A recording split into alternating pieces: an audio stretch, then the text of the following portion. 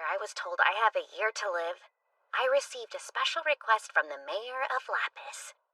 It took place on a quiet day at the end of winter. As you can see, the town's sacred tree has taken on a rather odd shape. According to the experts, it's been contaminated with magic and is beginning to negatively impact the other vegetation in the surrounding area. We've discussed numerous ways of saving the tree over a period of time, but none seemed viable. So, in the end, when everyone had voiced their opinions, we decided the best method would be cutting it down. What a shame to lose it.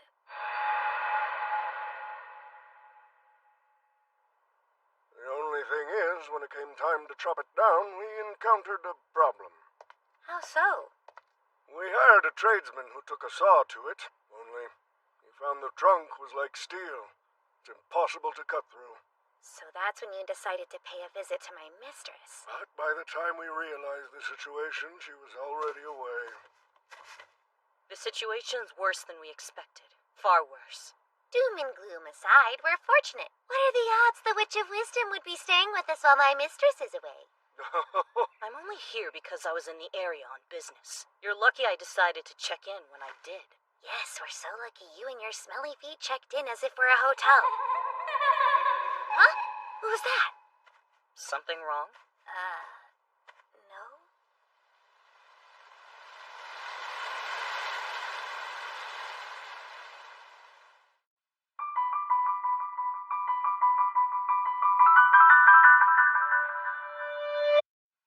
Miss Inori, would you please use your expertise and explain what's happening to our magnificent tree? In the simplest terms, absorbing too much magic caused it to warp. Extreme alterations like this can have a major impact on the ecosystem. For example, the desert in the Middle East, all caused by a single tree. One just like this absorbed too much magic power and showed abnormal growth. The locals thought it wasn't serious and ignored it, but the roots continued to grow. It only stopped after turning a radius of 100 kilometers into a land of death. You mean the same thing could happen here? Meg, I swear to you, I will do whatever I can to protect the city you love. Is there any way to save the tree? Do you think there is? They tried destroying it, but it seems it can't be cut down. I can only come up with one solution: burning it from within. A large amount of magic power is flowing within this tree. By using magic, we can set it aflame all at once.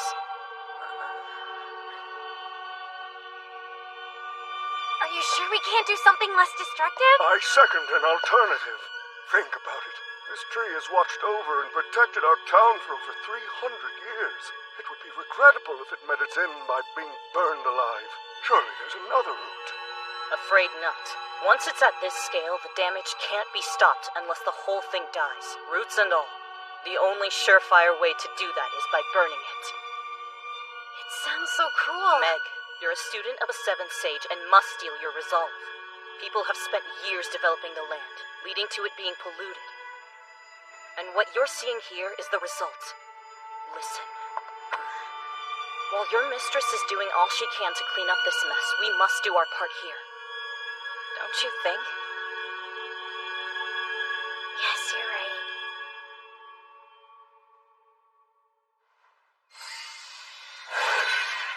This is a crazy amount of work. The barrier alone will take about a month. Is that a joke? We'll do it in 3 days. I'm going to work you like a horse, though.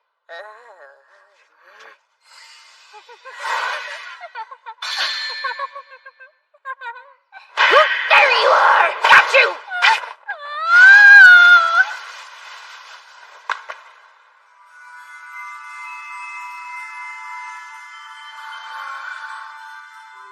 You're louder than you look.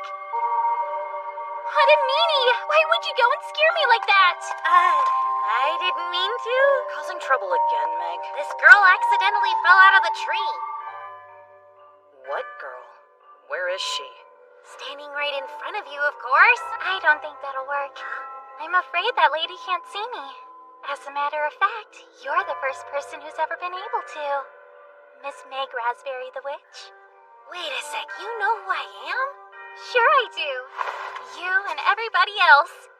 After all, I've always watched over Lapis. Have Yep. I'm the spirit that resides within this tree.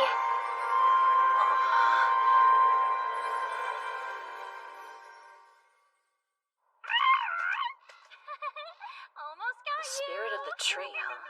Weird how this is the first time I've seen one that had a human form. Even I've never heard of that occurring before now. But there is a chance she has.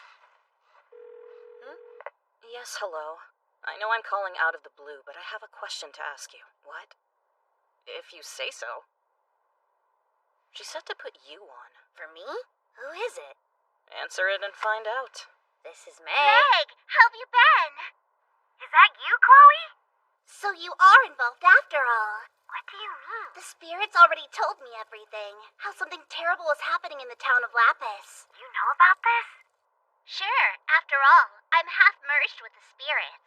I instantly pick up on any change when it comes to them or their will. Great. If that's the case, can you tell us what's happening over here? Well, the thing is, I don't really know. Well, I know there's someone special in Lapis. For some reason, I'm not able to detect what they are. It's almost as if something foreign has been created within the cosmos. At least that's the impression I'm getting. What do you mean foreign? Spirits don't typically take human form. We can't even communicate with them without a unique trait.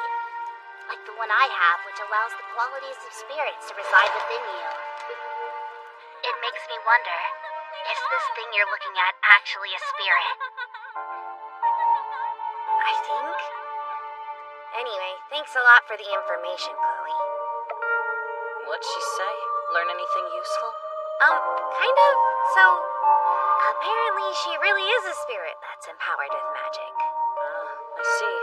Then we'll need to return her to the cosmos before we burn the tree down. You're right. I'm sorry I had to lie to you, Miss Inori. But if I told you the truth, you would probably tell me to kill her instead.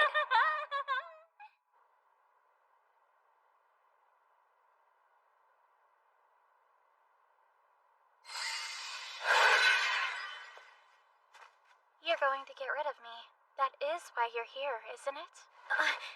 No? Well, After all, it's my body, so I already know the truth. I don't have very much longer to live, isn't that right? A witch has never written spells on my body before. Those over there? I'd say that's probably a spell for conjuring fire. I don't mind.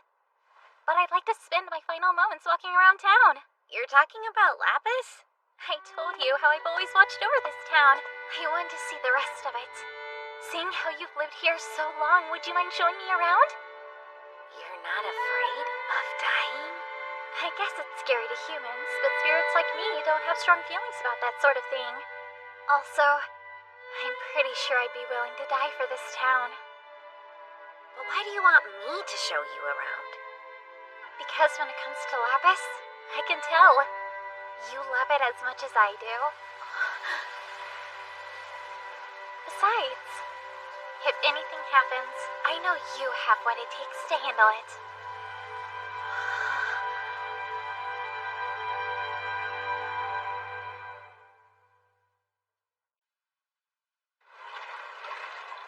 I let Miss Inori handle the work, while I took a little break to show the girl around town. By the way, what's your name? Huh? I don't think I ever had one. So you pick for me, Meg. You want me to choose? I'll need a second to think. This is my first time naming a spirit. I better pick something fancy. It needs to be tasteful, cute, intelligent sounding, while simultaneously exemplifying the grace and dignity that is Meg Raspberry the Witch! Your eyes rolled back in your head. Are you okay? How does the name Selena sound to you? Selena, huh? Sure! There's this beautiful white stone called selenite. Your complexion and hair remind me of it, so I figured, why not?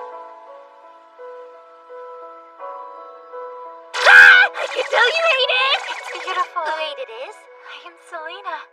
Thank you, Meg. I think it's just perfect. You know, naming you kind of makes it feel like you're my child or something. You can try calling me Mumsy if you No want. offense, but I think I'll pass.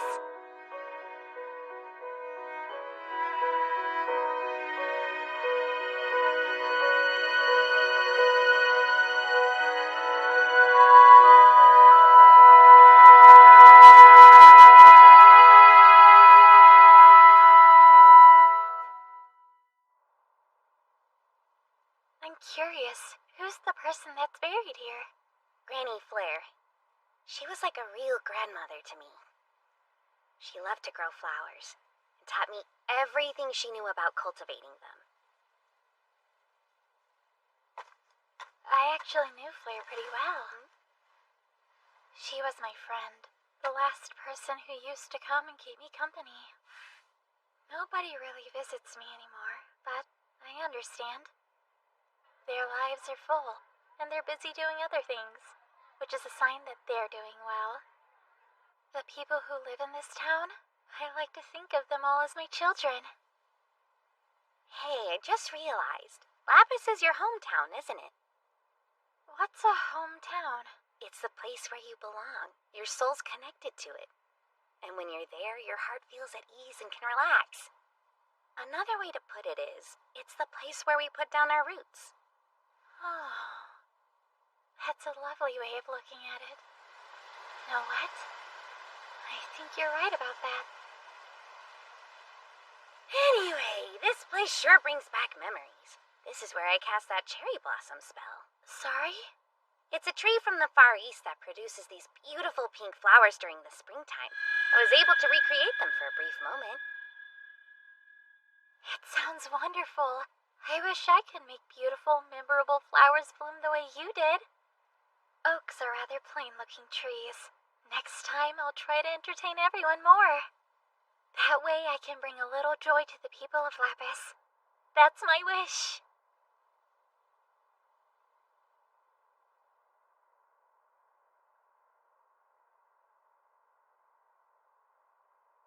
We better be heading back.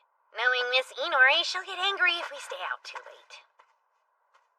Yes, let's head back.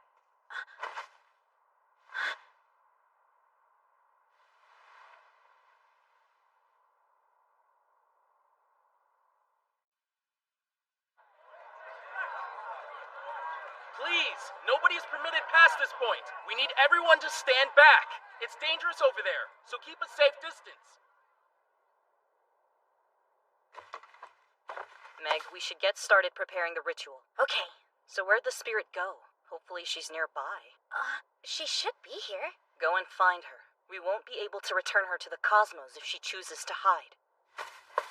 My one request for Miss Inori is to cast a spirit returning spell. A formula constructed by one of the 7 sages might be able to return Selena to the cosmos. Selena! Where did you go? It's May! Come out! Selena! Answer me! I know you're here!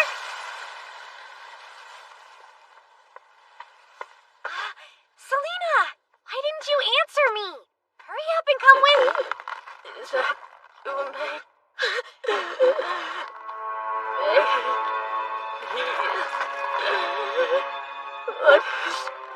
What's happening to me? I need you, Meg. Meg, please.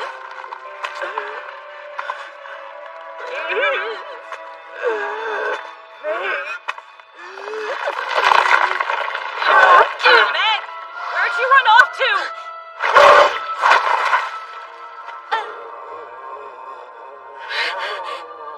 It makes me wonder, is this thing you're looking at actually a spirit?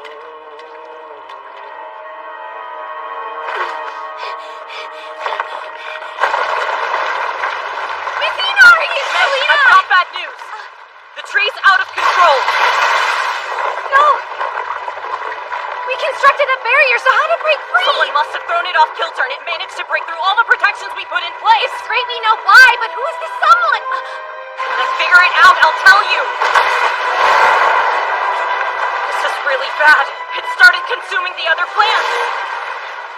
For now, we need to get out of here. The two of us can't handle this by ourselves. Come on! Meg! Meg, I need you. Please help. You're the one who has to kill me. Hurry! If anything happens, I know you have what it takes to handle it.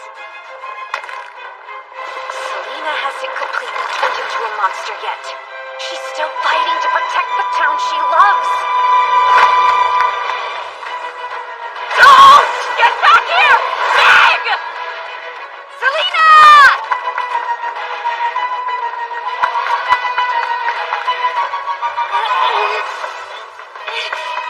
Where are you? Found you! Almost there!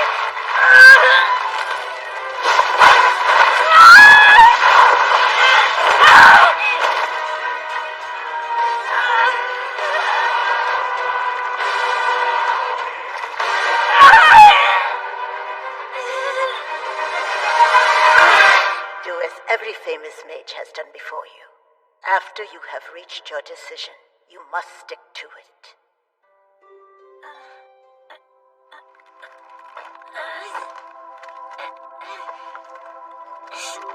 I won't give up on her. Hold on, Selena. I'm going to save you!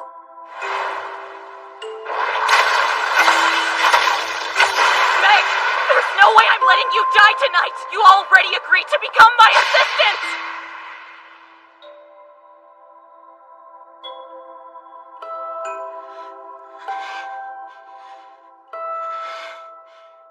If I activate this, I'll die.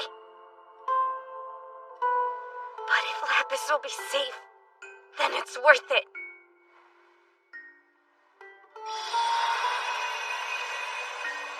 I want to honor Selena's wish to save Lapis, and all the people in it. I wish I could make beautiful, memorable flowers bloom the way you did. Oaks are rather plain-looking trees. Next time, I'll try to entertain everyone more. That way, I can bring a little joy to the people of Lapis. That's my wish.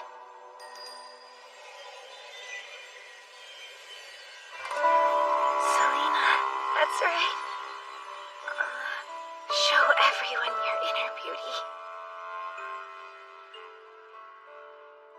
Thank you, Meg, for everything.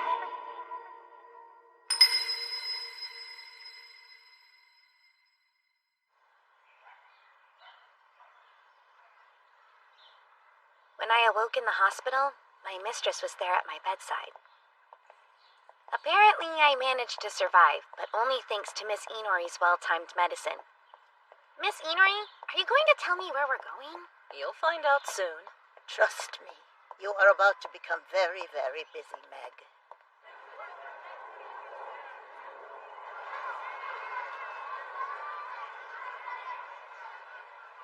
You're saying I did this?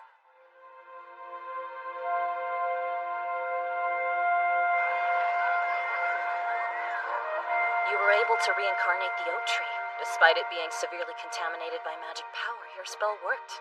Huh?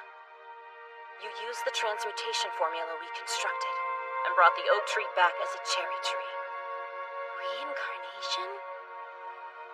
That's right, it was able to reconnect with the cosmos, and all the excess magical power the tree absorbed was consumed. Basically, it's the kind of spell that causes shockwaves in magical history.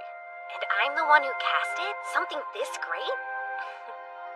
Despite all my experience, it never occurred to me to use the magical power to reincarnate the tree as another species. Turns out you've made waves when it comes to the treatment methods of plants and animals contaminated with magic. Wow, who would have thought?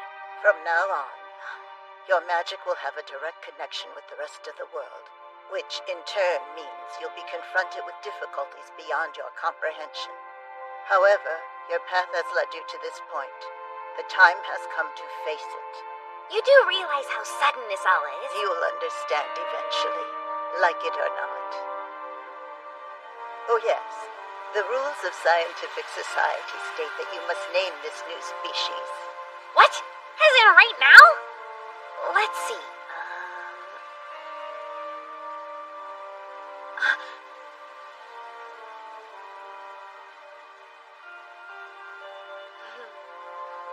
How about Lapis Selena? I couldn't have chosen a better one.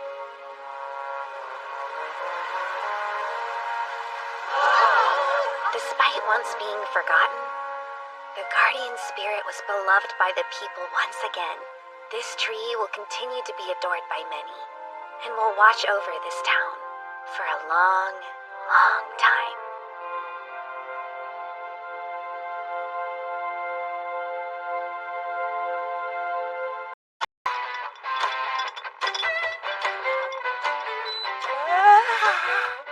Man, I'm sleepy.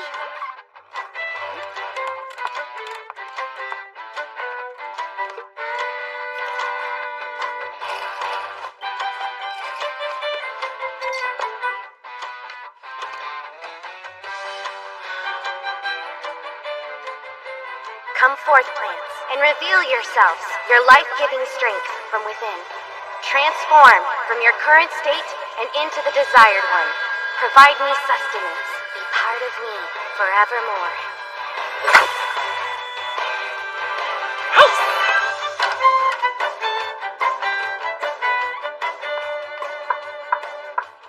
Come in. Good morning. To you as well, Meg. I made you tea. Yes, how kind.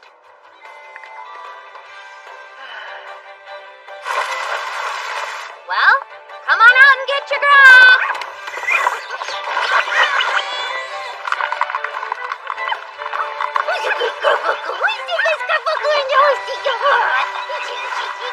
Meg, Yes? you should know you're going to die in 1 year. Huh?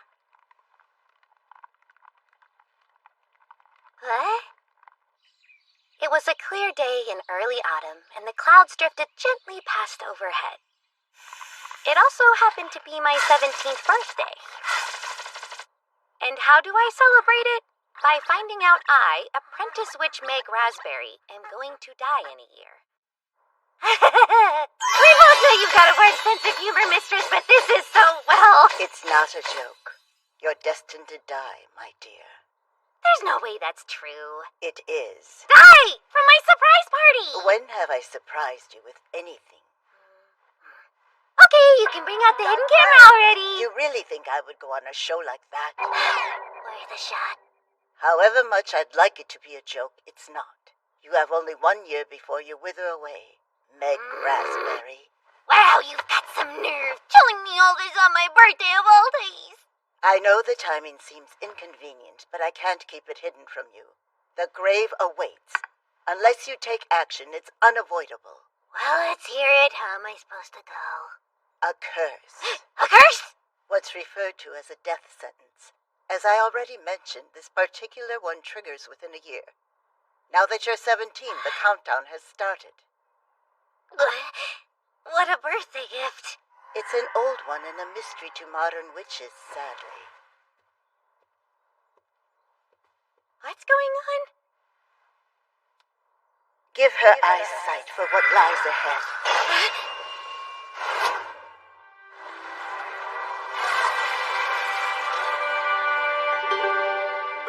Think of it as a congenital disease. When you turn 18 next year, your internal clock will malfunction. You'll age at 1,000 times the normal rate. 10 years in 3 days, and 100 in a month. That's about how long you'll have before it takes your life. By the way, that vision you just witnessed was you dying from the curse. That old hag was me? Tell me how to break it. I'll do anything. As of right now, there is no way. Then all we've got to do is find who's responsible. You know who cursed me, right? We can capture them and force them to tell us how to break it. Congenital, I said. In other words, it's an illness. And you're very sick. How could you say that to a fresh-faced 17-year-old girl? Don't worry, I'll look after you up until your final moments. Why is the old crone acting so cavalier? I mean, we've lived together for over a decade. And this is how she treats her most precious and favorite student? The future's not completely in stone. There is one way you can be saved. Huh? Seriously? Then how about dialing down the funny of it and telling me the remedy already? I assure you it will prove difficult, both how long it will take and what is required. Let me guess, this weird-looking glass plays a role. Where do you buy this junk from anyway? Why don't you button it for a second? This moment, let it be captured. I just cast a spell on this bottle. Starting today, you must use it to gather fragments of emotion. Can I talk again? What are those? They are strong feelings experienced by people.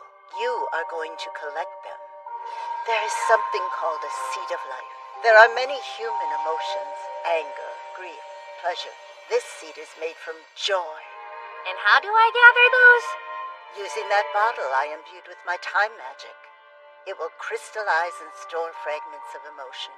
You are going to use it to accumulate joy from all kinds of people. Specifically the tears that are shed when someone is happy.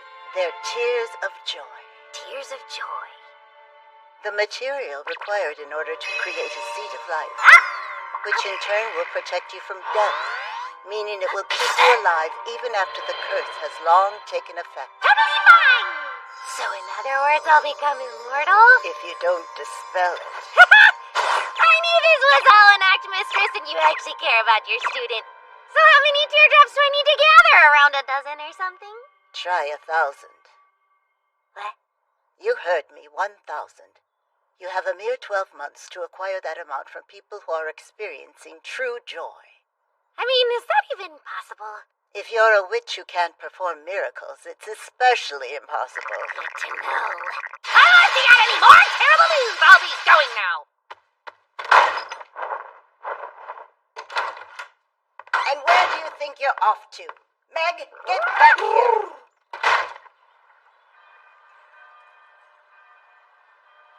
Only a year.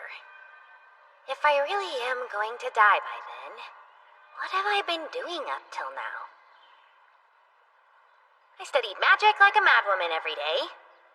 Worked myself to the bone. I've done everything I could, but it was all for nothing, huh? So, what's the point of even being alive? It's my birthday and I couldn't feel worse. How dare you try to cheer me up, fuzzface! How's the tummy tickle feel? Does it feel good? Excuse me, aren't you Miss Faust's apprentice? What are you doing sitting there talking to yourself? You know, keeping the demons at bay. Huh? Aw, he's so fluffy! I know, get in on this! Really? You came all the way here without an adult? Yeah, I had something important to ask Miss Faust. Could you tell me?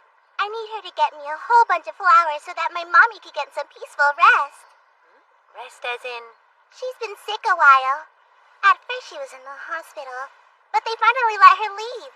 Now she's sleeping and won't wake up.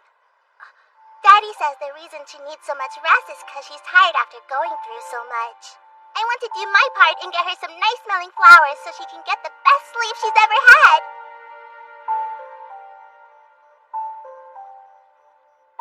Apparently I lost both of my parents when I was little. I use the word apparently because no matter how much I try, I can't remember them. And the person who took pity on me when I was orphaned was none other than her. Come now. Starting today, we're family. Do you understand, Meg Raspberry?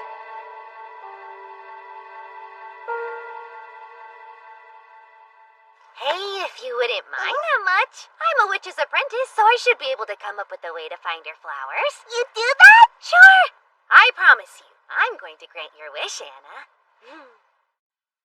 So then, what kind of flowers do you want to give to your mommy? The flowers she likes most of all. Let's be more specific, please. There are these pretty pink ones. Mommy saw them a long time ago. She always said she wanted to see them again. That certainly narrows it down. Hey, it's the apprentice witch. Running errands for Miss Faust again? She's gonna work me into an early grave. Good luck. I know you. You're Miss Faust's student, right? Izzy? Always. If it isn't Miss Faust's pupil, I just fried this batch if you want some. You know I can't resist. Could I get her some too? Sure thing. Look who it is! I don't often see you at this hour, Meg. If it isn't the absolutely gorgeous Fine brightening my day with her presence! How can this chance encounter be anything besides fate? Let's get married. I'd rather not.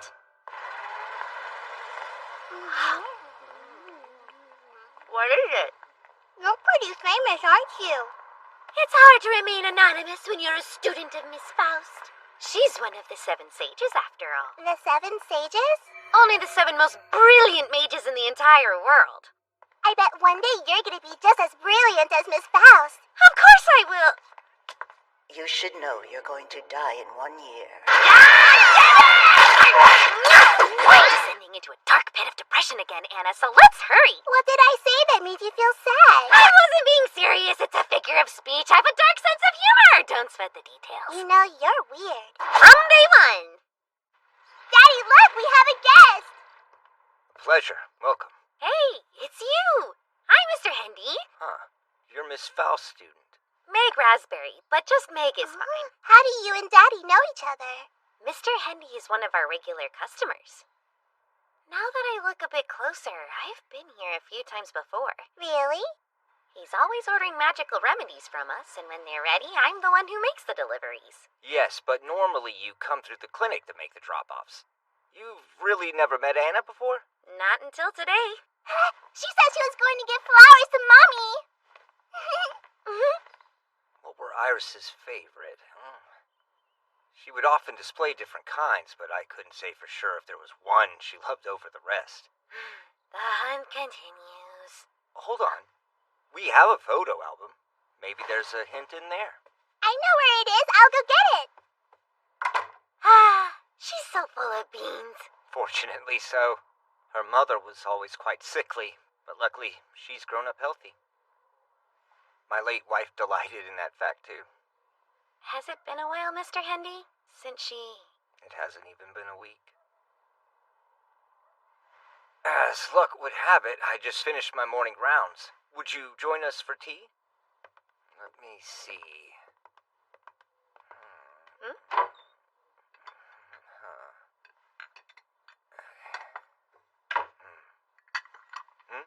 I haven't found that much time lately to keep the place tidy. If you want, I can help clean up a bit. It's fine. You're a guest.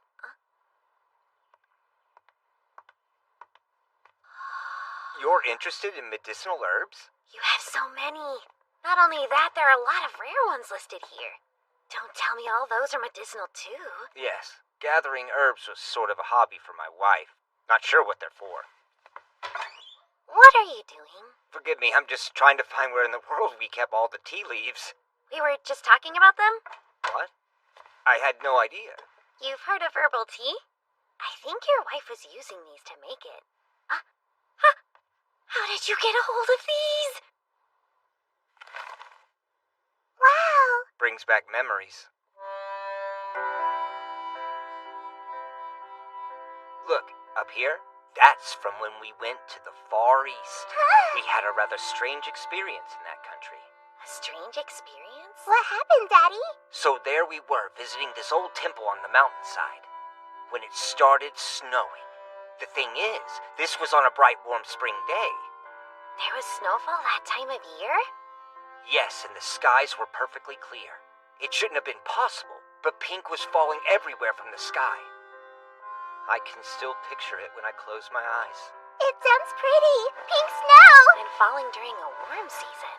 I just need to accept the fact there wasn't anything I could have done. After she had Anna, I left most of the household duties to her. I worked hard all the time to provide for my family, but Daddy? if I could have seen the future, I would have found a way for all of us to travel more. Who's in the mood for some tea? That smells so tasty. I know. Herbal tea is the yummiest. Last I added a little something. Huh? Say, Anna, is your mommy sleeping nearby? Yep, real close. Could you take me there? I'll show you pink snow and your mommy's favorite flower. Lead the way.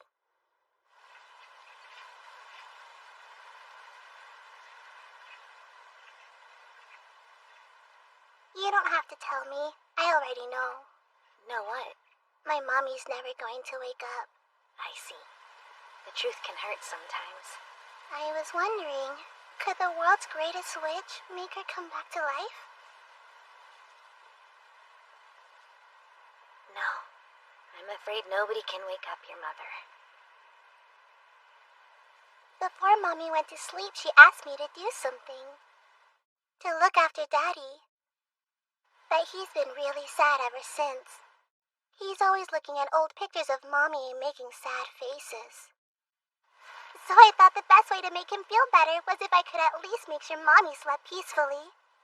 It kinda sounds like the flowers were a gift to both her and your father. Yep, I want her to get the rest that she deserves and for Daddy to feel better again. I see. Hey! Mr. Hendy? Sorry. I postponed my afternoon rounds. I was curious and I followed you. So, did you have any luck figuring out which flowers were Iris's favorite? Yeah. Well, I have a pretty good idea, but I don't know for certain. Roses, cornflowers, irises. I think Anna's mother displayed them because they all symbolize places she had visited in the past. Maybe she thought that by showing ones from countries she loved, it would allow her daughter to experience the world too. I never knew that was what she was doing. But there was one last flower she wasn't able to display no matter how hard she tried. And I actually think it may have been the one she wanted to show Anna most of all. Did you know over in the Far East there's a tree called a Yoshino cherry tree? Yoshino. It's a type of cherry blossom. They bloom early spring.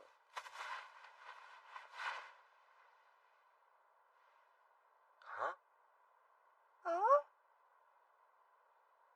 Let my voice be carried. Fertility of the land, fertility of the trees. Hear my plea for a miracle, and revive these colors from the past. Illusion takes form, forms grant dreams, and dreams bestow hope as a miracle takes place here. Let the colors emerge from the far east and show us your beautiful form.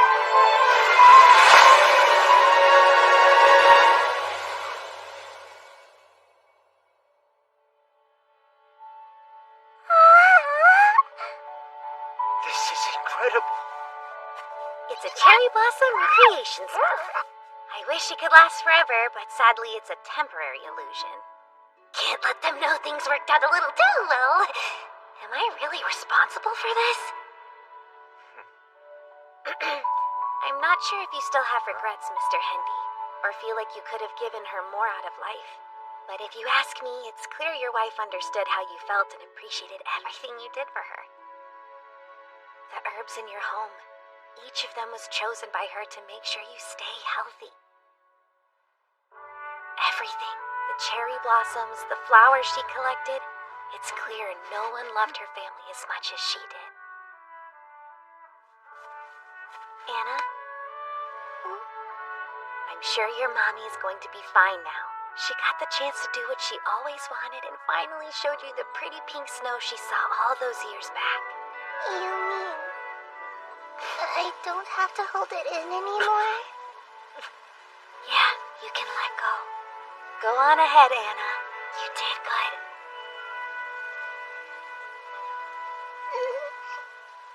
I've missed her ever since she left, but I had to be strong and take care of you. Daddy was sad, Mommy was gone, and I felt so alone. Anna, I'm so sorry. But everything's okay. I won't ever let you feel lonely again. Okay.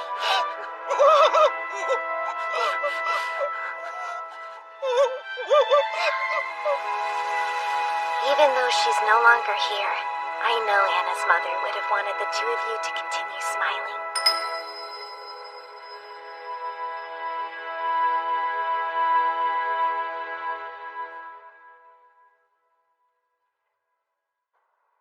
I knew you could do it. You're gonna be just like Miss Mouse someday, right? Huh? What makes you think I will? Well, how could you not? You found the flower Mommy always talked about just like you promised me. I'm 1,000,000% positive you're gonna become an even more amazing witch than Miss Faust. You've gotta promise me. How do I tell that face I'm gonna be dead and buried in a year? It's all right, Anna. Trust me. She'll make it. Someday she'll be an even greater mage than Faust the Eternal Witch.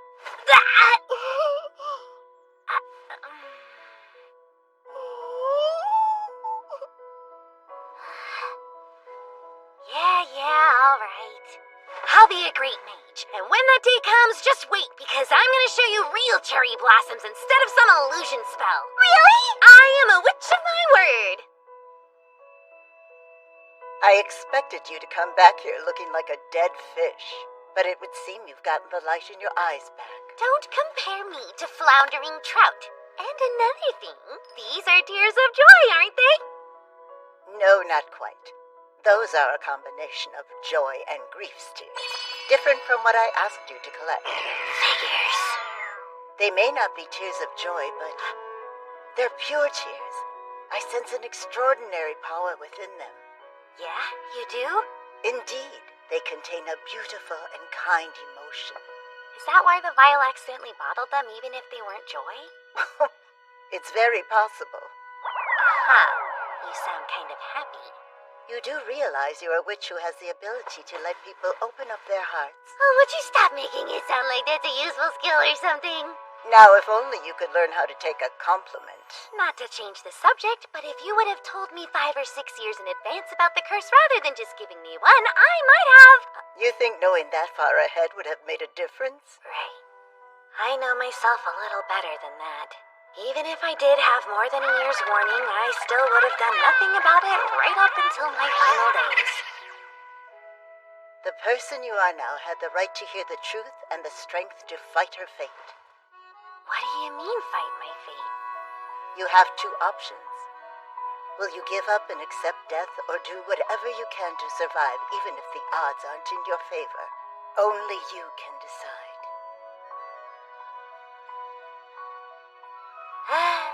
You know what? This is probably the worst birthday present in the history of bad gifts.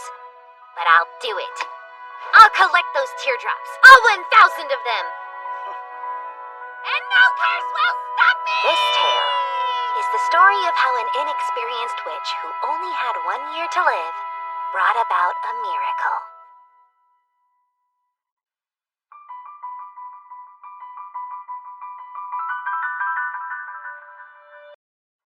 It's been a mere week since our poor heroine learned that she had only a single year left to live because of some dumb old curse she did nothing to deserve.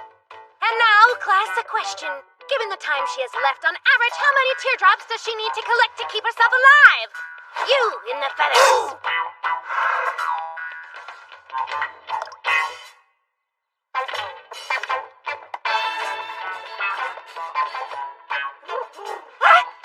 What? 3 drops a day? How am I supposed to gather that much when I worked my tail off yesterday and managed to only find these 2? Not only that, but they weren't even tears of joy. I'm going to end up dead just from the amount of work I put in trying to keep myself from expiring. What are you yelling about? Teenage isn't anything you might have never. Hold me, tell me everything's gonna be okay. This isn't a joke? You're really going to die? Yep, totally cursed. In that case, shouldn't Miss Faust be able to cure you? She said it's congenital, but even if it wasn't, I'm not entirely sure she would. So that's what you need tears of joy for? Doesn't sound like an easy task. You're telling me, girl. A week down, and what have I got? Only 2 tears. And they're not even the joy kind. Oh, wow! I was wondering what they looked like. When it comes to magic, I'll most likely never understand it in depth. But I will say, those are beautiful teardrops. You could describe them as having a pure quality. That is interesting. But I still don't get it. And what's so funny? Oh, Meg, you may not realize it, but you're really kind. But maybe one of these days, you could try being honest. Mind your own business. So, do I hear a wedding bell? Nope, never. By the way, do you have some business with us today? Actually, yes. I have a request for Miss Faust. You would like for me to fix your watch? That's right. I know that you're incredibly busy, so I hate adding something else to your plate. But the watchmaker said that it couldn't be saved. Really? I better have a look then.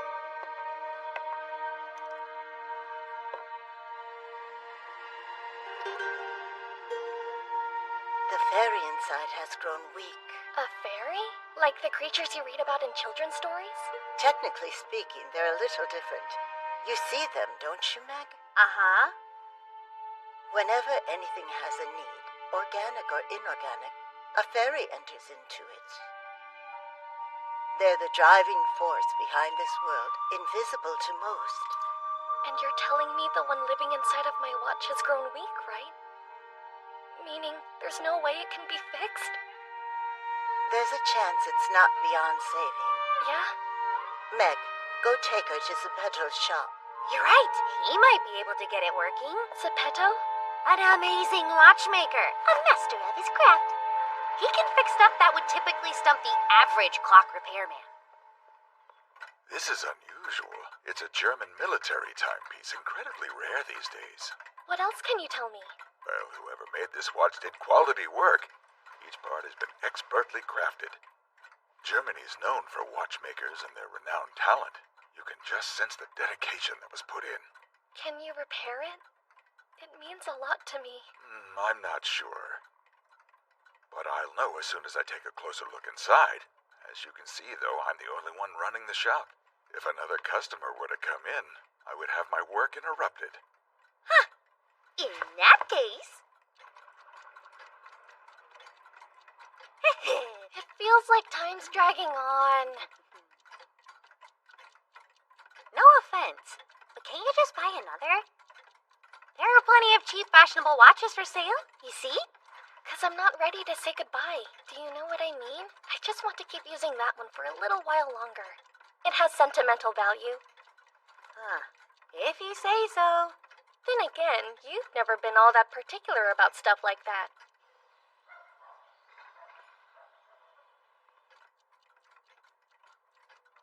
Hey, Meg. Yeah? Did you mean it? You're really going to die? Apparently so. You're sure taking the news better than most people would. I guess it doesn't feel real, and I've never been much of a worrier. But you knew that already. Right. If anything, you've always been monstrously positive. Huh? Fine, what gives? Did I upset you? Please don't leave us. It'll just be too sad. Why did you have to go and die, Meg? I haven't croaked yet. Now that I think about it, she does tend to get emotional. I remember the first time we met. It was right after I got into a fight with some kids in town. Needless to say, I won.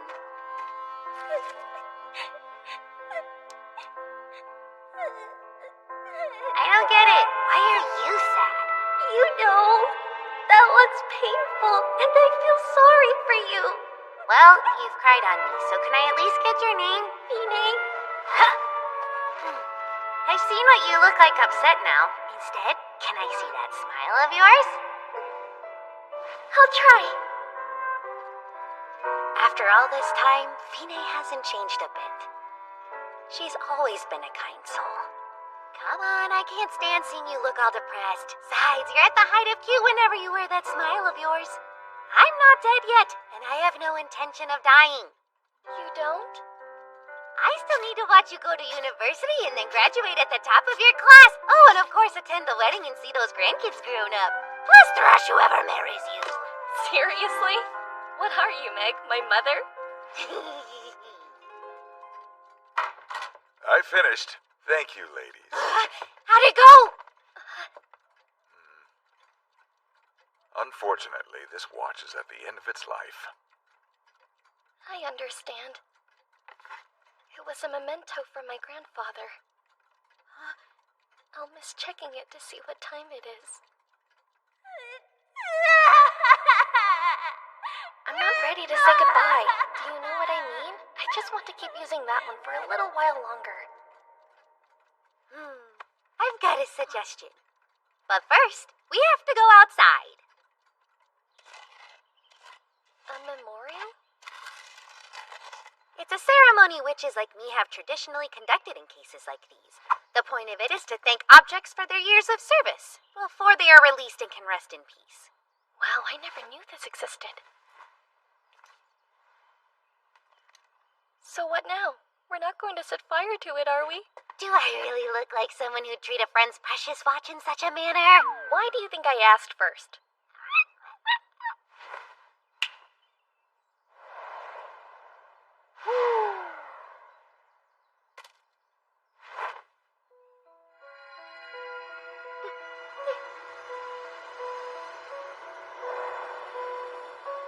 Soul of this kind and hard-working spirit, go and wander quietly. Journey into everlasting sleep. We offer our eternal gratitude, as well as our eternal appreciation. With many thanks, we return this industrious spirit back to the cosmos and pray that it may wander back into our lives again someday. Now go on.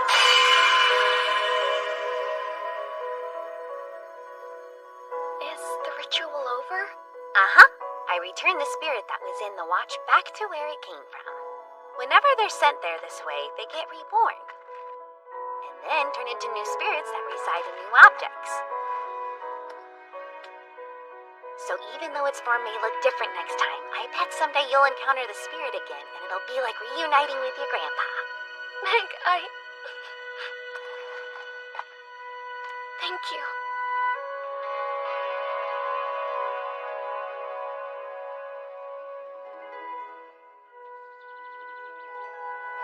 I was kind of surprised by how naturally my tears started forming, you know? It was like as soon as I saw that light, all these different memories suddenly came flooding back to me. About your grandpa? Yeah, like how we used to play and eat meals together. Or the way he patted me on the head whenever I got hurt. Still his little granddaughter after all this time. The light that emerged from the watch, it had this gentle aura to it. It sure did. That spirit was probably carrying the lives of two people inside of it.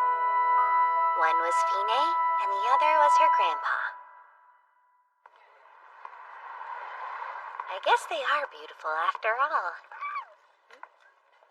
Granny Flair! Hi, Meg. How kind of you to carry them all this way. It's no problem.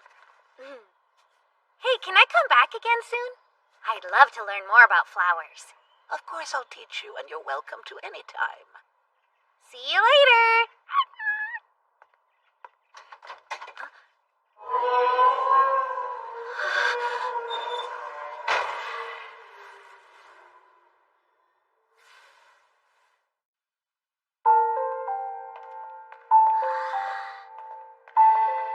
Hey, mistress? What is it, Meg? That person is kind of shadowy. I know, but I'm surprised you can see it too. Well, sure. Later on, I would learn that person I'd seen enshrouded by the dark mist had died soon after. A kind of black shroud will appear around those who are nearing death. Usually the person only has about a month left. That, my dear, is the Reaper. What's a Reaper? Meg Raspberry. Huh? If you don't stop zoning out, your food is going to get cold and go to waste. Sorry. I was wondering, What is it? is it really impossible to save someone who's been marked by the Reaper? Did you see something?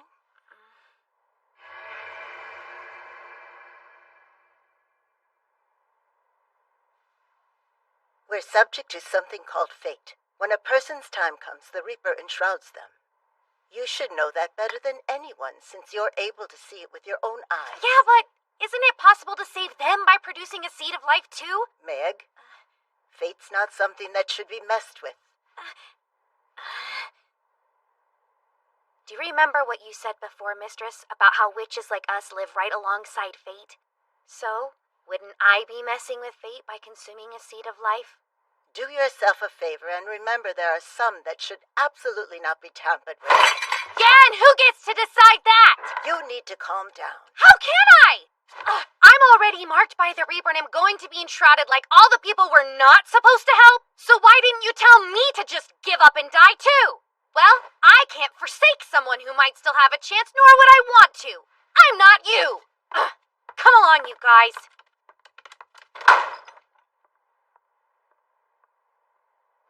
good to see you, Meg, but what are you doing here at this hour? I kind of got into an argument with Mistress Faust and I ran away from home. Dear, oh dear. Well, it's cold out there, so step in here and warm yourself up. Thanks, excuse the intrusion.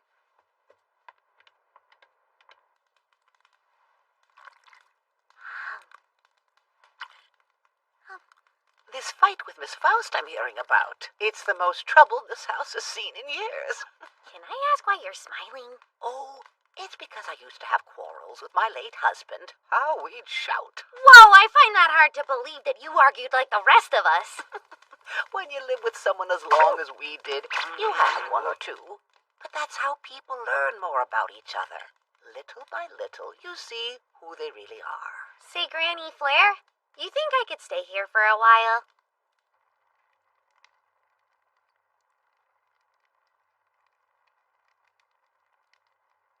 This bed smells sweet like flowers. It smells like you. I was busy tending to my garden earlier today, so maybe I brought the fragrance in the house with me. This place is getting old. How many years has it been since your son moved out? That was so long ago, I can't remember exactly. But he visits, right? He's been so busy these days, so I haven't seen him in a while. I see.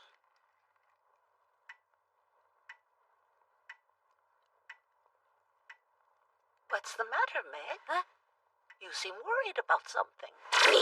I'm doing amazing! Better than amazing! I'll be the first to admit I don't know much when it comes to magic, but I can at least lend an ear, so if you ever need someone to talk to, I'll be here. I love your smile, and I want to help bring it back. That's so sweet of you. What am I supposed to do? Is there anything I can do for Granny Flair? I can't stop wondering how much time she has left in this world. 3 days have passed since I came to live with her. I've been researching grimoires in the library every chance I get, but I still haven't found a way to save her from the Reaper. Sometimes, it feels like it's mocking me. The presence around her never goes away. In fact, it's growing stronger.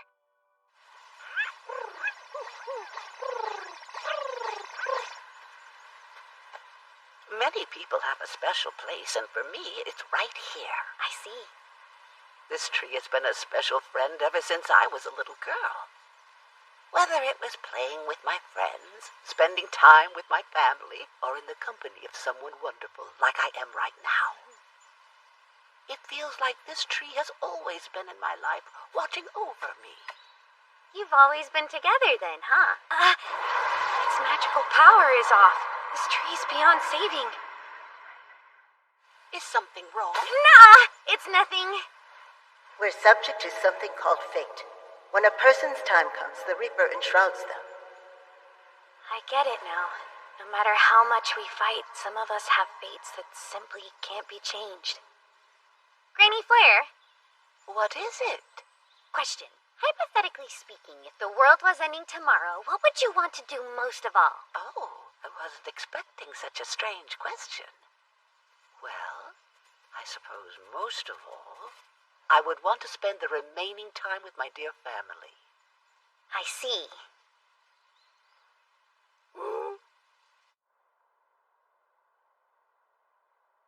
We're up. Kindred, hear me. I beseech you to release the power residing from deep within. Take flight and navigate across the sky. Please provide us with the strength to travel, so we may journey to far-off places. Like an angel soaring through the heavens, may your wings slice through the air as we ride the wind in order to fulfill this noble duty.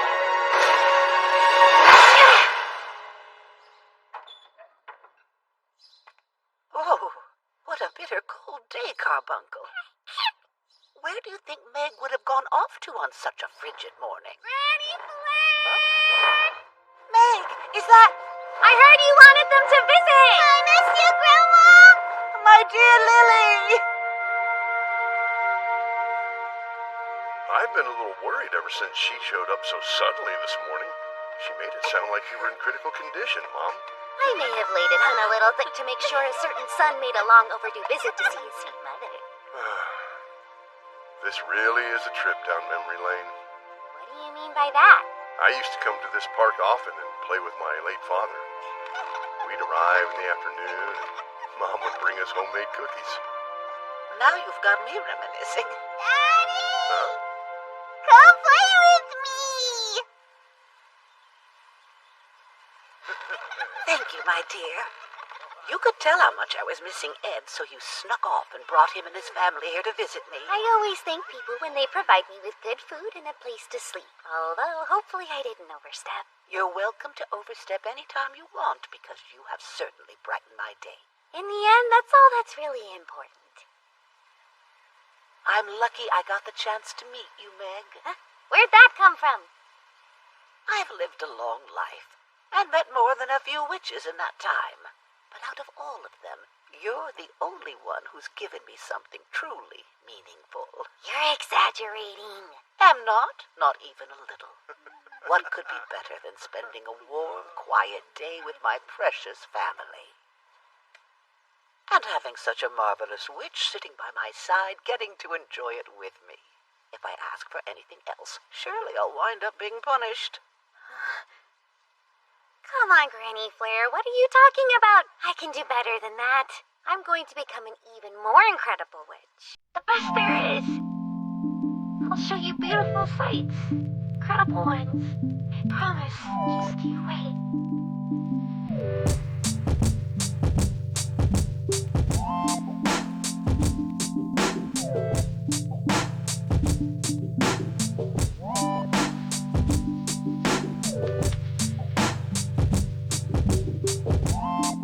She's resting peacefully now.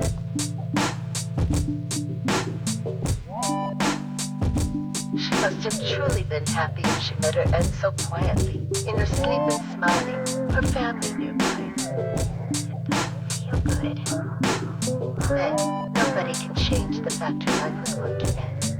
But because you intervened, you changed what the end looked like for her. You did well, my student. You live burdened by visions of a future many will never be able to see. That's the reason why you must survive. As one of the few who knows who will die, this is your mission. Right. I think I'll make beef stew today. Tomorrow, gonna bake some rosemary cookies. That way, Granny Flair will continue to live on through me. As long as I'm alive, she'll always be with me.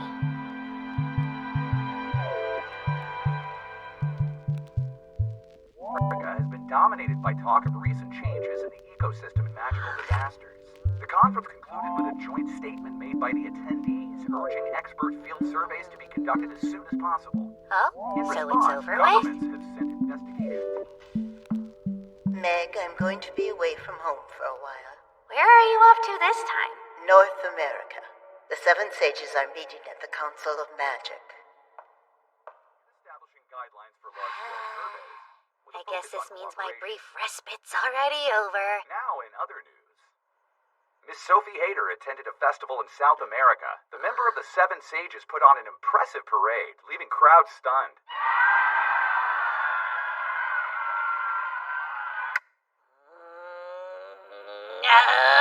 It's not fair! Not only are we both witches, we are the same age! But for some dumb reason, the whole world thinks of her as a princess, and it's all anyone can talk about online! Can someone tell me why I'm not one of the Seven Sages? You're on my side, aren't you? Of all the things you could have said, not saying anything was the absolute worst option!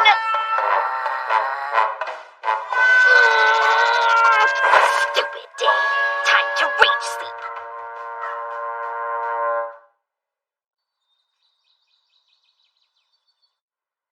Wake up. Wakey, wakey. Or maybe you like this.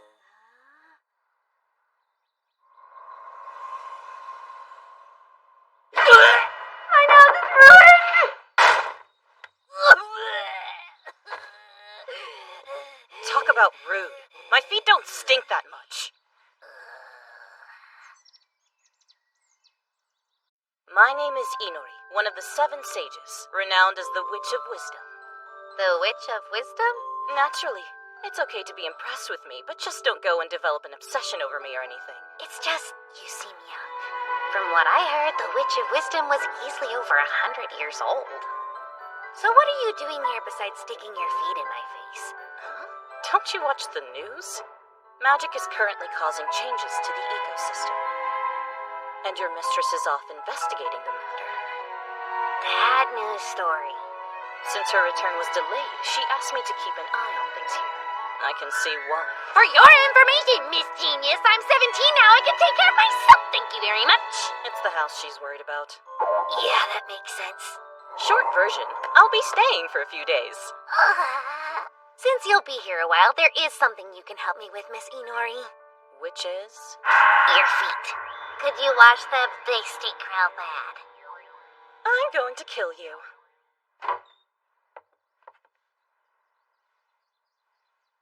Did you prepare all of those herbs? Oh, yeah, they're mine. But how did you know that? It's not Granny Faust's style. They're pharmaceutical herbs, so I figured that they were yours. Yeah, good point. When it comes to my mistress, she's deeply versed in a variety of magics, which keeps her busy. Especially since she's been dedicating her time to researching time magic lately. That smells wonderful. I made these two recently. They have restorative agents in them, so they're good at repairing the body. I bet you're pretty tired after the conference. Care for a cup of herbal tea? If you're offering.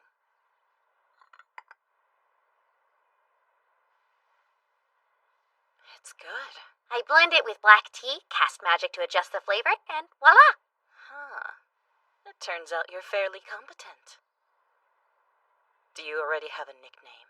Oh, not me. But if you really think I deserve one, just call me the world's greatest apprentice. You're bragging about that? When you get to be a skilled mage, you earn a nickname. My mistress's and Miss Inori's monikers were given to them by the Council of Magic, and serve as proof that they're both first-class witches. An apprentice, huh? Huh? Now, I'd like to see more. These herbs are all homegrown, aren't they? Show me where. What a coincidence, because it just so happens I need to go to the garden, too. Oh. Are you going to pick something else? I'm planning to make an infusion of mint oil that leaves, no pun intended, the soles of your feet smelling divine. They aren't that bad, are they? Listen closely, Meg Raspberry. Starting today, you're responsible for taking care of the woods. Heck no! Don't talk back. This is your job while you're under my roof. I'm a busy lass with lots of plans, and they don't include gardening. The only thing you're busy with is wasting time. That was the first job my mistress gave me, and it wouldn't be the last. Over the next 10 years, I dutifully tended to these witches' woods. I welcome you to my herb garden! Wow, you've taken good care of it. It takes skill to look after the land. Especially considering the sad state the climate and environment are in. We need more witches like you. How bad can things be? We've meddled with nature far too much. We've polluted the air and cut down forests. The land is no longer how it should be. Those in charge who've pushed this planet to the brink think we can instantly fix the damage they've done with our magic.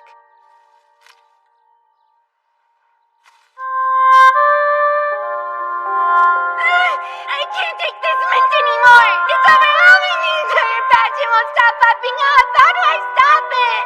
Mint quickly takes a foothold like a weed when it's allowed to overgrow. I told you to be careful. I think the witch's woods are temporary, mistress. We should torch the whole place down to the roots. No, we won't. Listen to me. Every living thing has its own unique features and its own way to flourish. Learn what you can. Understand and adapt to their needs. Witches recognize the laws of nature and exist alongside them. What I'm saying is you don't have to force your way through every situation. When you clear plants away and reduce their numbers, it leaves magic in the land with nowhere to go. As a result, that magic is forced to flow towards larger objects. If the power becomes too great, it can go out of control. Maintaining the world's equilibrium is a core tenet for mages. If you had that kind of power, what would you do with it? Acquire fame, fortune in my own harem of only the handsomest of men! You really are hopeless. I can't help it if discussing heavy subjects isn't my thing. People can die at any time. Life is pretty short, and I believe we should fill it with as much fun as possible. And pray tell, what do you consider fun? Booze, tobacco, tasty food, women. Middle-aged man.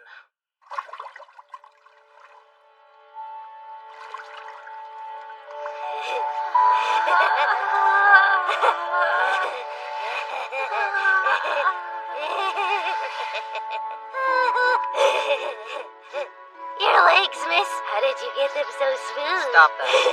You know what? Besides you perving out, this is the life.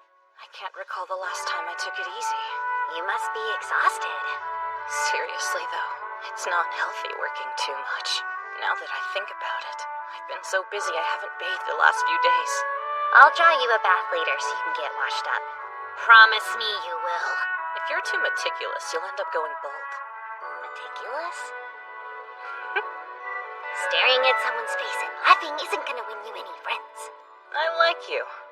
Once you finish up your apprenticeship, you should come work as my assistant. Really? We'll develop medicines as partners.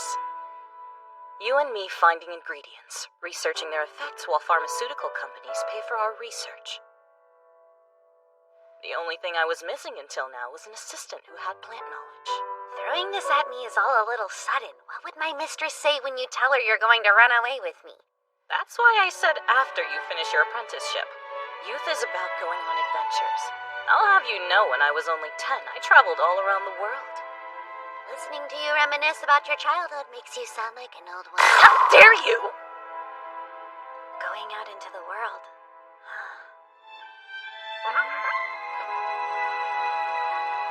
If you have no particular goals or dreams for the future, you might want to seriously consider it. I do have aspirations. What exactly? World domination. Wow. Yeah, sure, go ahead and leave me hanging.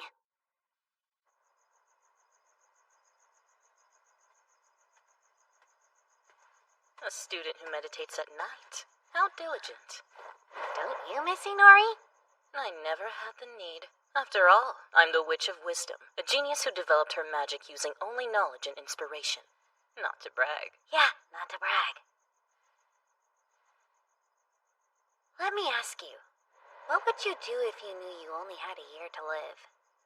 Why do you ask? Are you dying? It's a hypothetical question. You realize I know the truth, right? When we were discussing the future, your reaction seemed a bit defeated. Can't get anything past one of the 7 stages, huh? So, what's gonna kill you? A curse.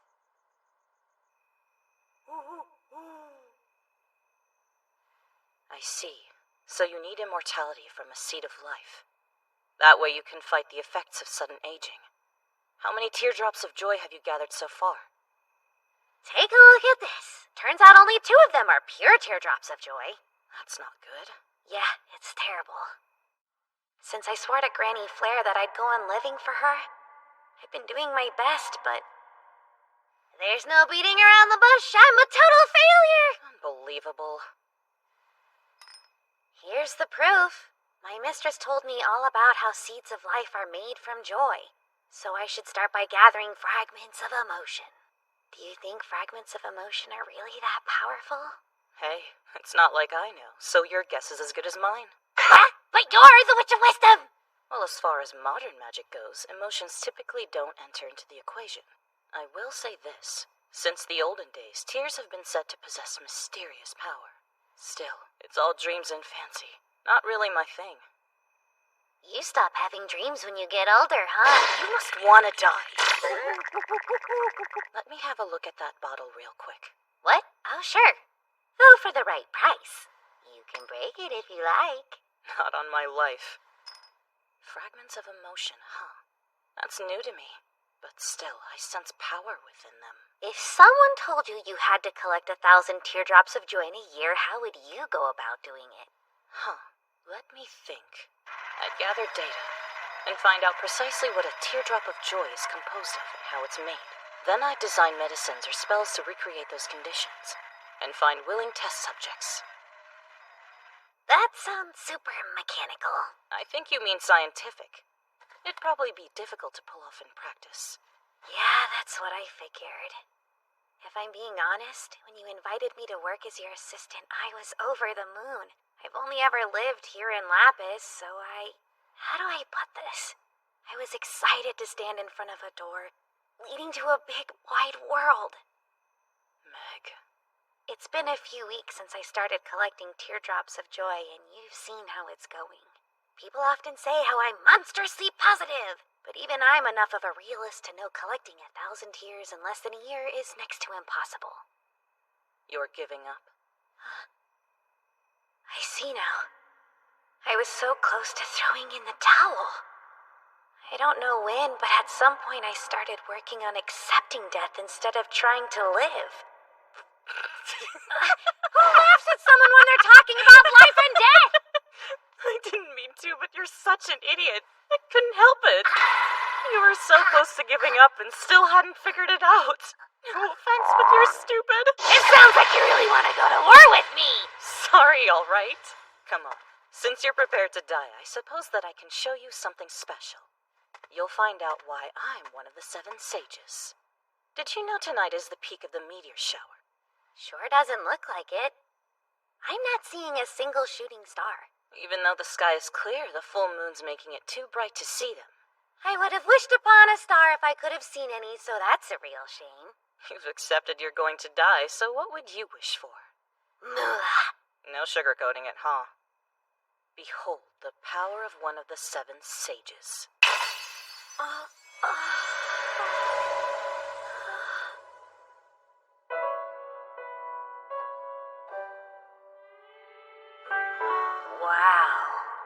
You would probably have to travel to the ends of the world if you wanted a view like this.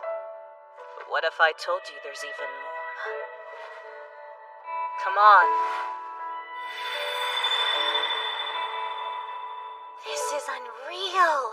How do you do all this with a single gesture? I simply changed the path of the meteors a bit. Seeing all of these stars in the night sky makes your worries seem kind of trivial, doesn't it? They seem so small compared to this, though I wasn't all that worried about anything anyway. You sure? I'd given up. I reached a point where I was just trying to accept death gracefully. But after seeing this meteor shower, something dawned on me. Magic's potential is limitless. Whatever it is you desire most, go ahead and wish for it, Meg. You mean world domination? Not that, goofball. To survive, to live on, to become a witch who goes out into the world. Isn't that what you should ask for? Miss Inori. Alright, here goes. When I first heard the news, I thought it was strange. I mean, Granny Faust taking on an apprentice?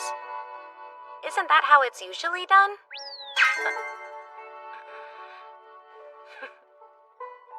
Meg, you'll make a good witch.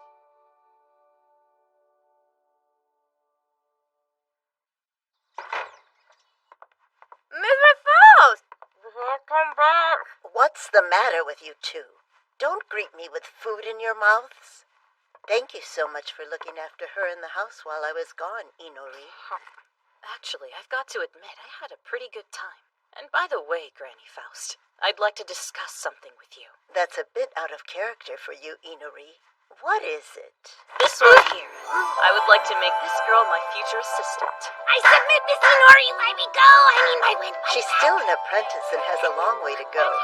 But should the time come when she's learned all she needs from me, perhaps that's not such a terrible idea. Perfect, it's decided. Now listen up, Meg. You'd better not die. As you'll be my right-hand woman, even if you die, you have to live. That doesn't sound crazy. Promise? Yes, I swear I won't die. After all, if I did check out early, how would I ever become a witch even greater than you or my mistress? I like your spirit. Monstrously positive as always. Huh? Who said I was monstrously positive? You did. I'm quoting you. If I didn't know better, I'd say you two were separated at birth. Hear that, Meg? You can go ahead and call me Big Sis if you want to. I don't know. I believe the Witch of Wisdom gave me a dream. One waiting for me after this year. Full of possibilities and a world I haven't seen yet. For the time being, I'll do all I can to focus on what's in front of me, while dreaming of a day that will someday arrive.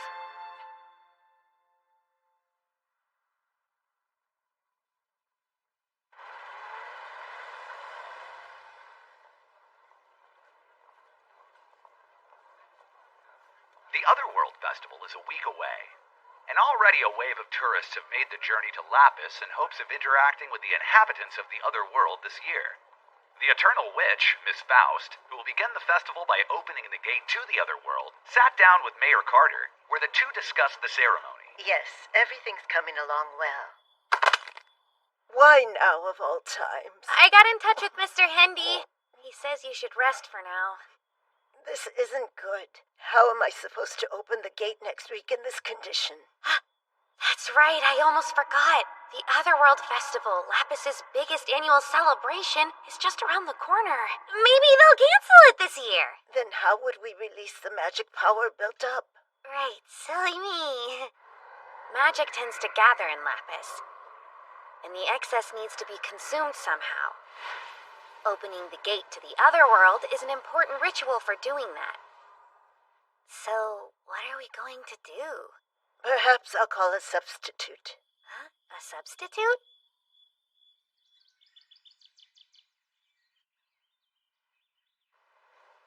It's freezing cold.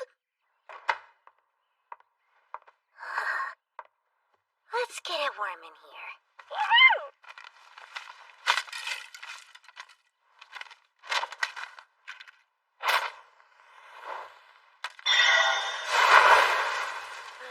Roasty toasty.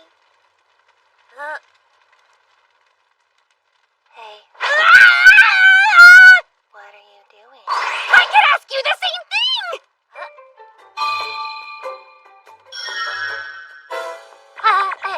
No way! It's an illusion! Someone's casting a Sophie Ghost spell!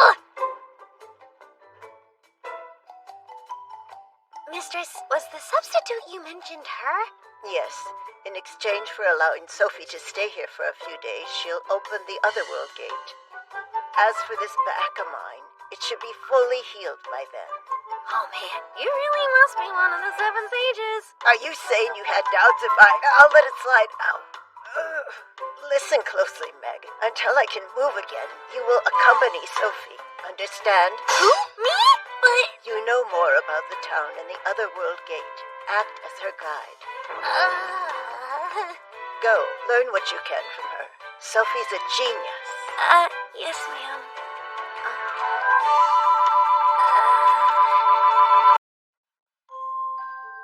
The Witch of Blessings, Sophie Hayter, the newest and youngest of the Seven Sages who earned the title of Genius at the age of 17. Believe it or not, she made the long journey all the way to our remote town of Lapis to open the gate during the Otherworld Festival. On top of that, in exchange for allowing Sophie to stay here for a few days, she'll open the Otherworld gate. Go, learn what you can from her. Sophie's a genius. I've been ordered to assist her with whatever she needs. I mean, seriously? You. Me? Yes. Take me to the gate. Sure, I don't know why I didn't bring it up. Obviously, you would want to see where you'll be working. My name is Meg Raspberry, and let me just say it is a pleasure to make your acquaintance. It's nice to meet you, Zaberry. How can anybody enjoy this kind of weather? I mean, the rivers have frozen over. That reminds me of this time I took my mistress's broom and played curling. She got so mad, I swear I thought she was going to melt the ice and send us both into the water. Not one for small talk, huh? She has such a distinct aura, it feels unreal to be walking beside her in this backwoods town. What's wrong? It's embarrassing, but I was admiring how pretty your face is. Not to mention I'm absolutely obsessed with the whole blue hair, red-eyed combo and how mystical it makes you look. I see. I saw a video of your parade! You were really something! We're the same age, but you've accomplished oodles more than me! If you don't mind me fangirling for a smidgen, you were amazing! I'm not. Say, Saberi. It's Raspberry. Yes? Do you have a nickname? You're the second person who's asked me that. You're Faust's apprentice, Saberi. Close, it's Raspberry. So it wouldn't be unusual for you to have a nickname. Is it really all that important for me to have one, though? There are plenty of mages in the world who don't, but those of us with a nickname have proven they've earned recognition. Very kind, but it's not for me. Truth is, I'm just a nobody. Saberi the Nobody Witch. That's not my nickname. For the last time, it's Raspberry. Maybe I'm finally having a breakdown, but you're Miss Sophie, aren't you? I'd cause a stir if I walked through town as myself. Fantastic! And that was real quick. Smart, real smart. It might end up causing a scene if people knew the truth. And we don't want that, right? It's a shame, though. You won't get a chance to show off your beautiful hair and eyes. This is only a temporary spell. It won't last. It's not as if I'll ever be able to escape the hair or eyes I was born with. What does that mean?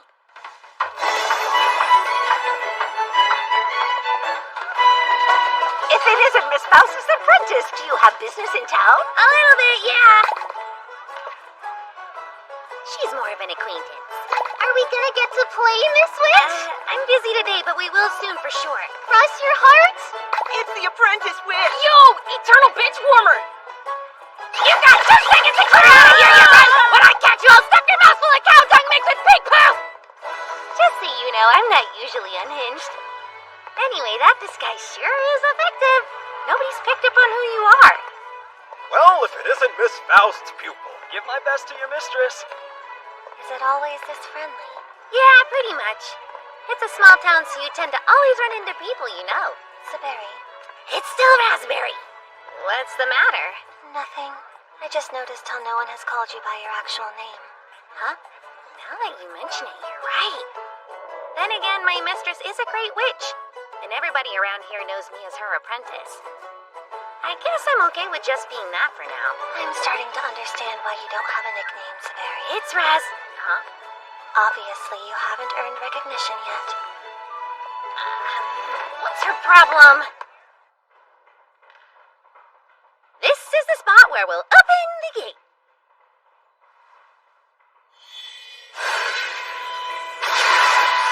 Oh, wow! I don't know what you're doing, but it's cool!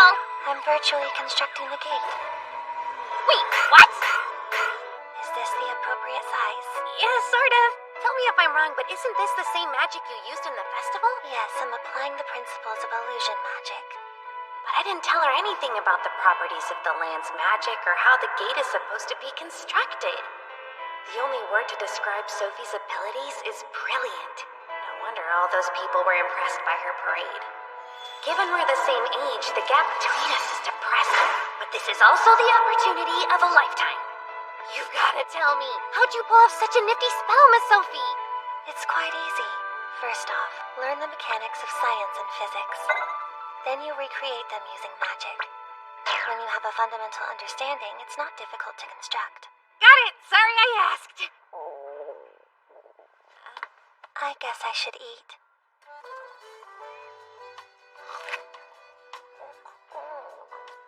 Didn't catch a word of that. It's good. I know. No way I wasn't taking you to the best bakery in town.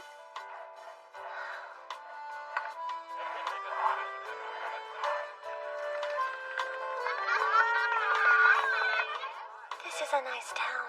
It's quiet and everybody's kind. Yeah, turns out those are its only 2 redeeming qualities. Say, Saberi. Raspberry, yes? I was wondering why you study magic. It just kinda happened, you know? No, what do you mean? Magic's been a normal part of my life. My mistress took me in when I was just a kid, on account of me being an orphan and having nowhere else I could go. An orphan? We're similar. I mean, you studied magic ever since you were little, too. The difference is I did it out of necessity. Necessity? So, Saberi. Raspberry! Anything specifically you want to do with magic?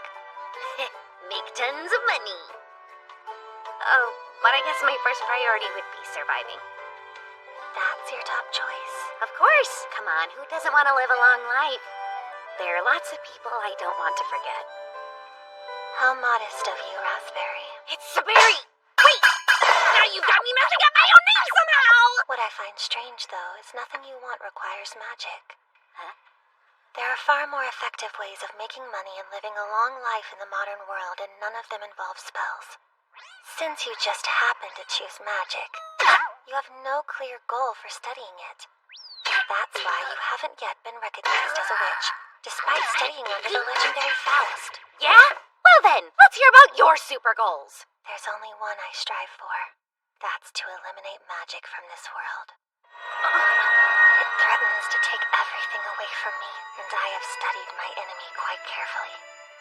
Since our circumstances are the same, I'll share this. You have too many possessions, Saberi. To truly learn magic, cast everything else aside. Your family, hometown, friends, petty dreams. The optimal way of understanding magic is by abandoning all of those anchors and pushing towards your ultimate goal. Girl, I should have known you've got jokes, but maybe you should think before you speak, huh? I should think before I speak. Thinking a little too hard there. The Witch of Blessings, who moves people with her beautiful magic, wants to get rid of it entirely? Hold up. What? No, baby, they leftover. It wasn't a leftover! I was planning to eat it later! Give it back! Ow! Or should I stick it out of your mouth, Witch of Endless Hunger? That expression she made earlier. Was that the real Sophie?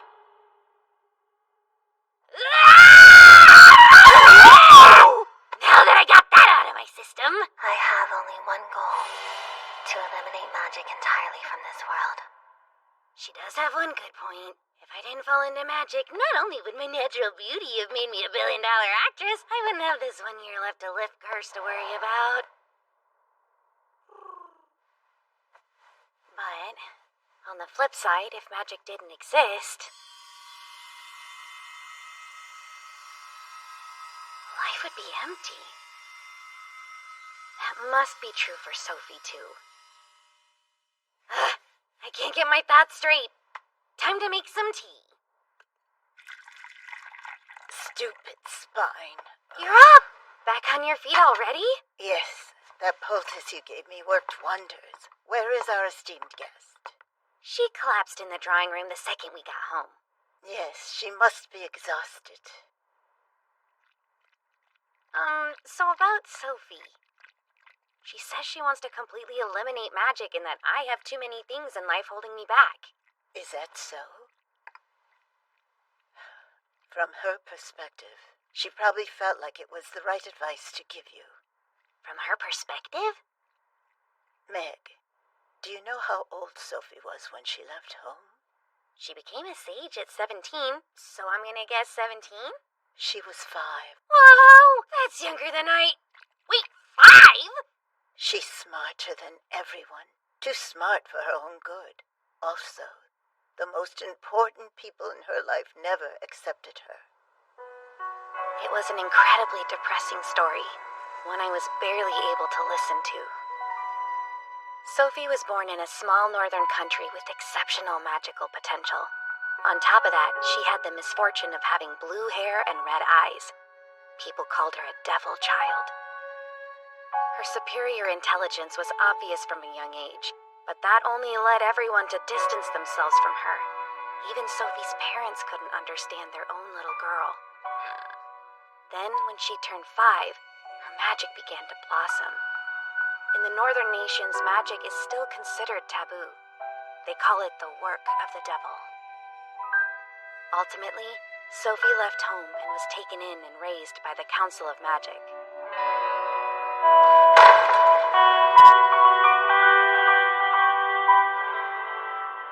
She was abandoned by the most important people in her life, and all because of her exceptional abilities. Despite how similar your circumstances are, you were surrounded by individuals who accepted you. Perhaps that's why she views your situation as privileged. Sophie isn't shy about how much she hates magic. No wonder she hates seeing me study it when I sort of stumbled into witchcraft without having any clear goal in mind. The part that confuses me, though, is why would she choose to go around the world performing magic for others? Because she still seeks human connection. She believes someday she'll earn recognition if she makes people happy. Ironically, everything she lost because of magic, she's trying to reclaim by using it. Relying on what she hates the most, she's desperate. Meg, it isn't wise comparing yourself to her, considering you're a loud, stupid, big softie. Your only real strength is your skill in the kitchen. Thanks for saying so. Now that I've gotten the negatives out of the way, I will say I've never once detected any hint of corruption in you. Huh? The light you carry within is bright, and I know it will melt the ice surrounding her. She's asking the world from an apprentice again. At the same time, I want that amazing gal to leave Lapis having a totally different outlook on life. Hey, ya, Meg! If it isn't the love of my life! I brought you a small present. Oh, an engagement gift? Yeah, because I'm the one always bringing up marriage. This sure is something. Opening the gate requires constructing all 7 levels of magic techniques. Since we called in help to handle that part of the ceremony, gathering the materials is my responsibility. Miss Faust hurt her back, didn't she? Will this helper of yours be able to handle the job? Oh, she's one powerful broad. Okay, dude. So then she's a woman? Don't worry, you're my legal wife. That's never happening, Meg. Where did you put the copper, Saberi?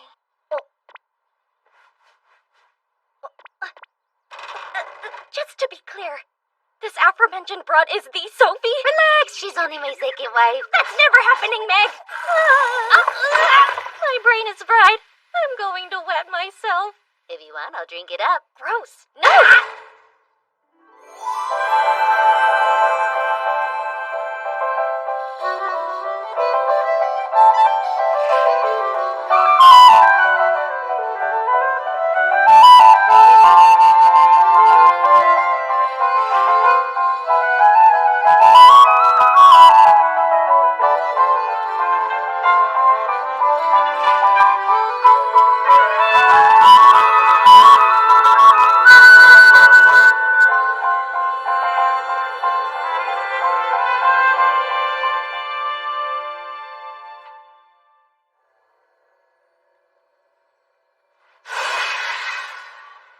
And with that, the 7th and final technique has been constructed. Then we should be all set for the Otherworld Festival tomorrow. These past few days of practicing have really paid off. I say that, but it's not as if I 100% mastered this part yet. The only way is endlessly practicing. Huh? Miss Sophie, about this Otherworld spatial connection stabilization technique of yours. It seems a bit different from my mistress's. I admit I'm impressed you were able to notice. I help her with it every year, so I'm familiar with the construction. But how come you changed it? I've made the gate larger than it's ever been. Until now, it may have been stable, but it was small and not a proper entrance and exit. Ah, I get it. That way more residents from the Otherworld can come here, making the festival even more lively. That is what you were thinking, right? At the same time, if it does become unstable, there's no telling what could end up happening. We should at least consult my mistress. No, we won't. I'm not relying on Faust. I've worked on several large-scale spells before, and this is no different. My construction will work just fine. If there is a problem, I'll stop it, even if I have to die. I admire your resolve, but don't go throwing your life away.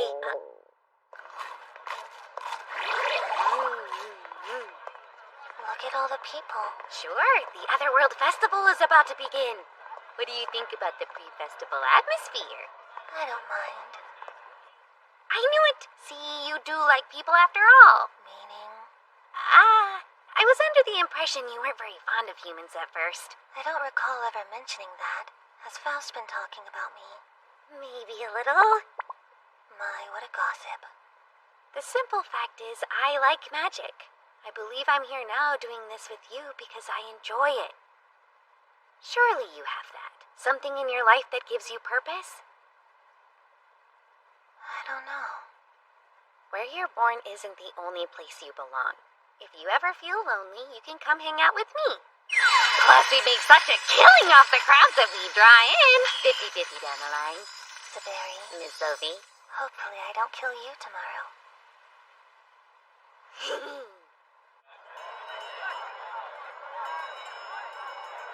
Incredible turnout this year. Ready to begin now, Saberi? Oh, you betcha. Activating the first technique. Second, activating third, complete. We're connected to the other world. Right. Activating fourth and fifth techniques now. Using support magic to stabilize the space. Next up, transmuting the gate.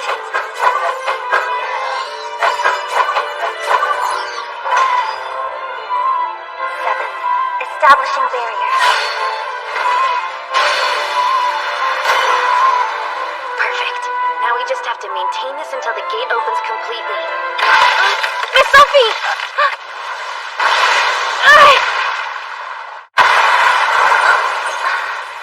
Well, that hurt. They can't see it? This is bad. There are tons of dangerous things in the other world, too. Unknown pathogens and mythical monsters we don't have in this one. All manner of life forms that could kill millions with only a single touch. The barrier identifies and removes those threats. One problem, there is no barrier now. Crap. Mega crap. Sophie, reconstruct the barrier technique. I'll try and buy us some time with a simple one. I can't waste precious seconds drawing on the ground. This is the only option. Come on, you can do this. It worked. No, it's not nearly enough. Faster. I need to make more. Hurry. More. I have to go faster.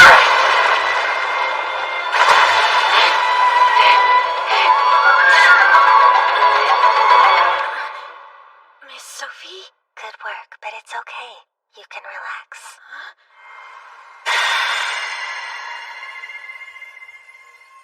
Pretty. We still have the finale to do. Simply marvelous! Meg!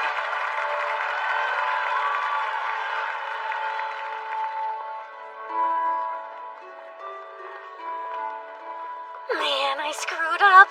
I can't believe even though the barrier broke, it wasn't as bad as I thought. If we didn't intervene for a few days, it'd be an issue, but since we dealt with it right away, it shouldn't have much effect. Guess I sorta jumped the gun back there and popped a vessel from all of the stress. My nose was stuffed with tissues during the final address. Nice nosebleed, and the crowd had a good time. At the cost of my girly dignity, though! Tell me, why did you lie? I did. You said you made the mistake. Technically, I did, since I noticed how unstable the gate was and didn't do anything about it. Besides, I'm an apprentice witch, so the worst I'll get for messing up is basically a scolding. But It's not a crime for you to want to put on a good festival. Anyway, it's not like I could leave you with negative memories of Lapis. Saberi. Take a look at all the other world citizens that came over. Thanks. What do you say, Miss Sophie? Why don't we take a look around and see what... Sophie. What? You don't need the miss. Call me Sophie. Holy! You never told me you had such a cute face! You middle-aged man. Whatever gave you that idea?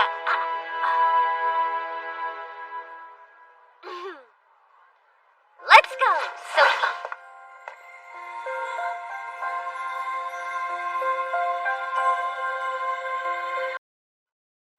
I made the careless mistake of changing the composition of my magic formula without consulting Faust.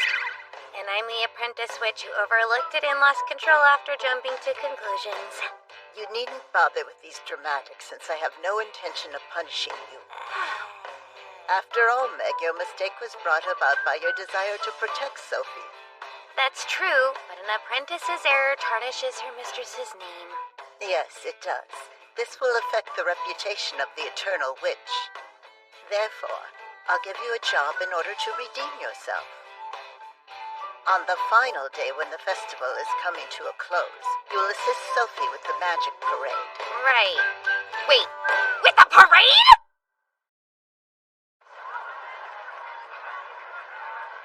Wow.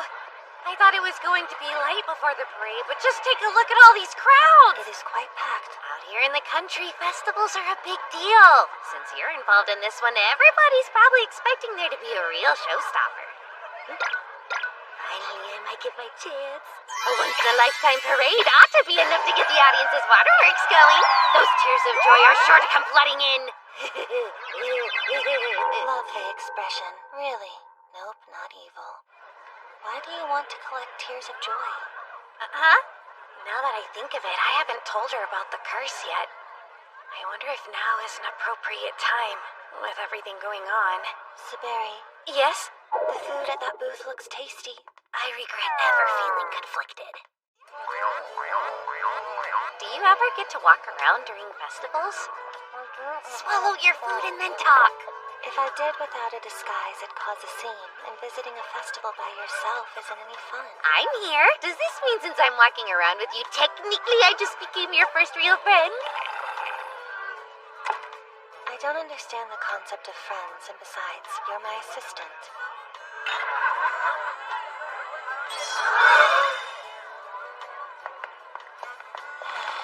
I'm a bit tired. It is pretty shoulder to shoulder. How about a break? Where is the closest hotel around here? Why a hotel? That's for me to know and you to find out. Pervert. Every day! Huh? Come on, this way. You're taking the lead? Oh my. Shut up. I found this place the other day. It's nice and quiet. You discovered a spot even I didn't know about. Impressive. It's not like anyone's going to steal it from you. You two girls must be close friends. Why would you go and say that? Are you trying to make me cry in front of her? Oh, sorry if we were being too loud. I'm waiting for someone, so I'm glad you're here. You're waiting? Yes. We met at this exact spot. It was 1 year ago. I was overwhelmed by the size of the crowd and felt unwell. But he saved me, whoever he was. Are you all right?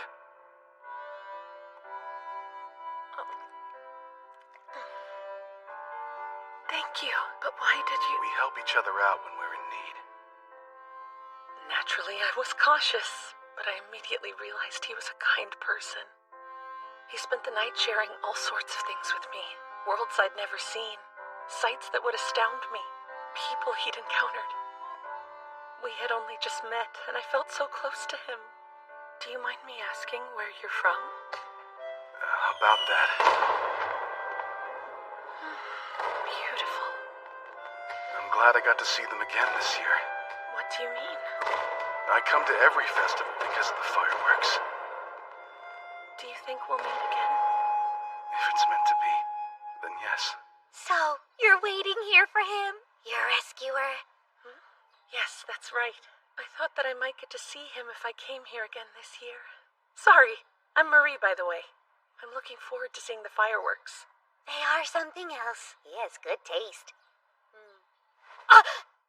The town's top fireworks specialist passed away from an illness. There aren't going to be any this year. Due to unforeseen circumstances, there's not going to be a fireworks show. Huh? Well, that's a real shame. I thought I'd get to see him again when the show began. Then, it wasn't meant to be. You can't just... Well, thanks for listening, girls. Whoa, come on! Are you really giving up that easily? I thought that you were in love with him! I don't know for sure, but I will say that I often catch myself replaying the night we met in my head over and over again. That is textbook lovesick behavior, Miss Marie. It'd be a shame if you just gave up. Don't you think so, Sophie? Ravenous little muncher! You ate my share again! You traitor! That's it! Open up that mud! It's funny.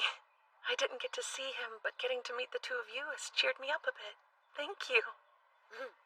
Hey, Miss Marie! Come back here tomorrow. Huh? If we find the person you're talking about, we'll bring him here. It's way too soon for you to go and give up hope, you know? Yes, you're right. Maybe I shouldn't have said that. Not saying anything would have been wiser. Stop pestering me with your logic. What exactly are you doing, Saberi? What's it look like? Searching for Miss Marie's guy friend who's wearing a hoodie. You're not doing a very good job, considering there's a ton of big men wearing hooded parkas. There's one right there. Yeah, I saw him, but... Huh? That's him! Could be. It must be. He's our guy. Yeah, I reckon. Let's get him, Sophie! You in the orange parka! You hold it right there, mister! We've got business! Why are you running from me? What the? He jumped over those crates like he didn't weigh anything! All right, then. My gravity reduction formula worked! I've mastered it.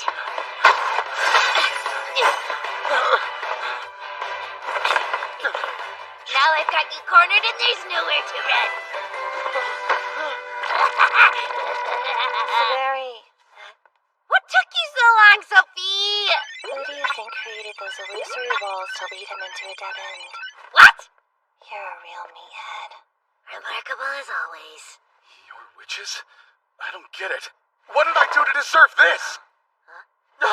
I'm begging you, look away! I didn't want people to see my face. The first time I visited this town, some people mistook me for an ordinary wolf. Is that why you ran away from me? Well, there's that. And the fact you looked unhinged when you were chasing me, so I got scared. Speaking of, why did you chase me? Oh, right! Did you happen to help a woman during last year's Otherworld Festival? How'd you know? Yes! I told you it was him! I see. So she wants to meet me again. Sadly, though, we can't. Why? Imagine her disappointment when she learns that the person she's interested in is me, a hideous wolf man. That's silly. I see how your appearance might frighten some, but... She seemed kind and wonderful. While I am interested in talking to her again, it's best if we went our separate ways. Would you stop lying to yourself? You knew, right? That there won't be any fireworks this year? Yeah, I learned from the townsfolk that the specialist died. You worry what people will think about your appearance, but you come to this festival because you loved watching the show. Not only that, you knew there wasn't going to be a display this time. Then what other reason are you here for except to see her? It's not... You can't give up or decide something's hopeless. Not until you've tried everything to change the outcome. You met her last year and you enjoyed the time you spent talking to her. So why are you hesitating when you have a perfect opportunity to do that again?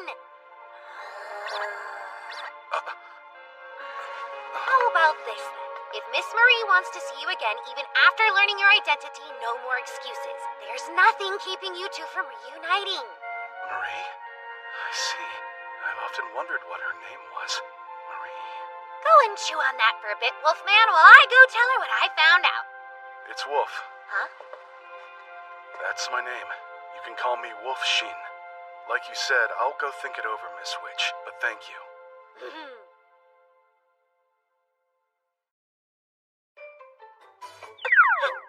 So what do you say?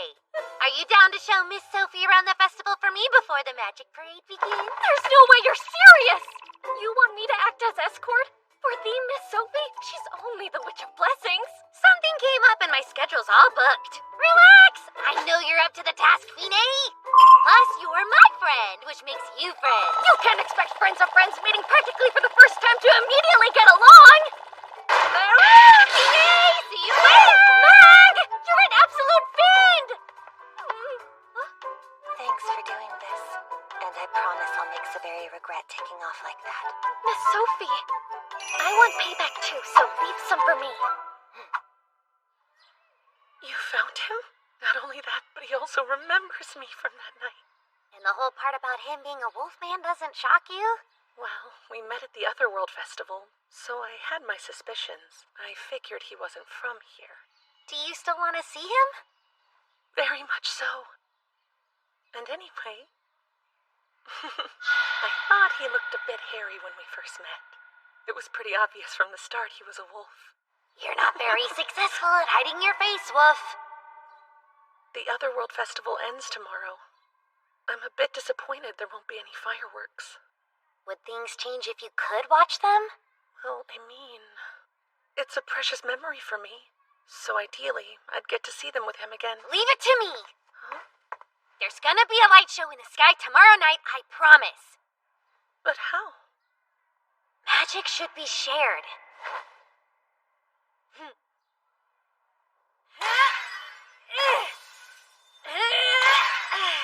That's good. After practicing, I can make them pretty smoothly now. Seems like it. Welcome back, Sophie! How'd it go? I've completed my parade composition. There's also this. And now you've stolen my wives!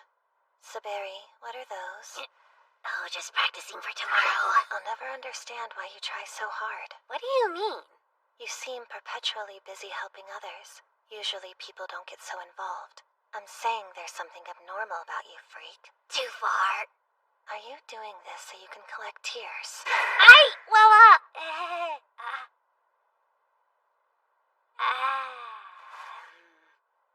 It's not only about the tears of joy. My goal is for anyone who associates with me to leave with a smile on their face. To give something back for what they bring to my life. If I'm able to use magic to help them out, it makes me feel like I was put here for a reason. That's why you involve yourself with others. But it's not the reason you want those tears of joy. So tell me. Otherwise, I won't be able to sleep. Tomorrow's parade will be a massive failure. My reputation will crater and I'll end up on the street, destitute and cute. You want to risk that? Okay, you drama queen! Well, I'll need them, 'cause in 1 year I'll be...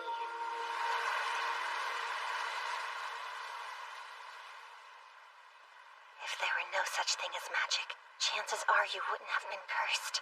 Yeah, probably. And despite that, you don't hate it? Magic? No way! I actually love it! You do? The way I see it, that's what bonds all of us.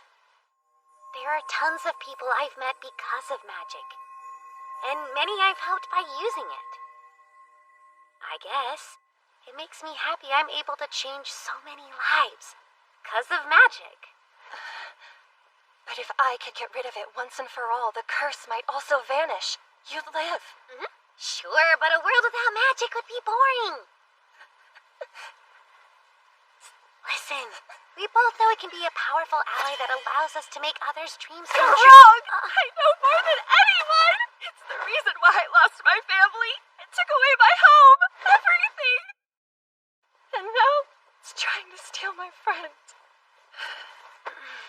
Not to change the subject, but you just called me your friend. I don't care if you're my subordinate servant or my lapdog. Just don't you go and leave me, Saberi. Don't ruin the moment. I promise, Sophie, I'm gonna do whatever it takes to make sure you never lose anything you cherish ever again. You'd really do that for me? Yep, I promise. Which means I definitely can't let this curse kill me now. That night, I gave my word to a friend, and was given another reason to continue living. The following day, I had another promise to keep as the Otherworld Festival finale arrived.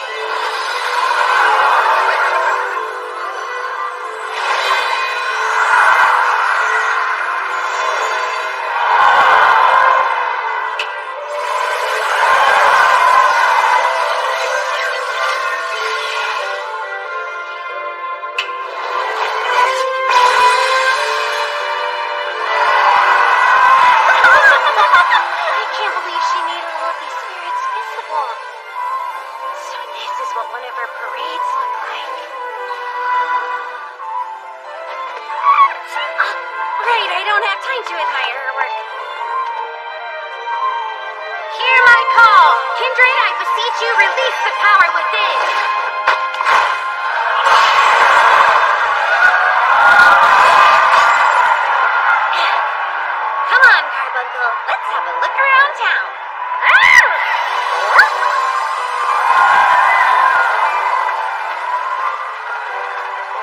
He's here! You see him? Catch you later. Good luck! Meet you at the clock tower. Whoop, hold on! You made it! I said I would think it over, and a promise is a promise. Anyway, I've made my decision. I want to see her. Miss Marie.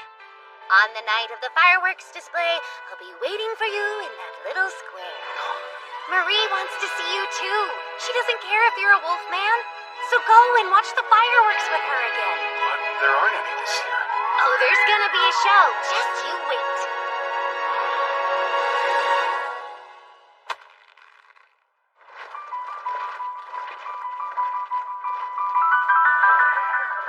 Thanks for waiting! Made it just in the nick of time. Everybody's smiling. Huh? You know what's strange? The crowd always looks so happy when I put on parades. When I see their reactions, it makes me feel oddly elated. Even though I'm convinced I hate magic, that part gives me joy. I kinda have doubts whether you actually dislike magic. Meaning? If you really did, would you have devoted so much energy mastering it? Anyway, I have total faith we can pull this off. You've gotta have confidence. Please, I do. Let's get this show started, White Owl. Up, up, and away!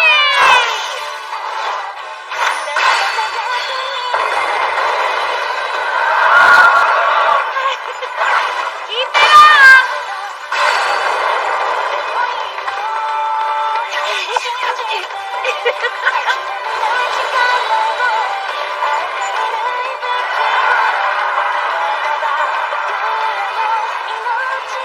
This is incredible! Better than I expected!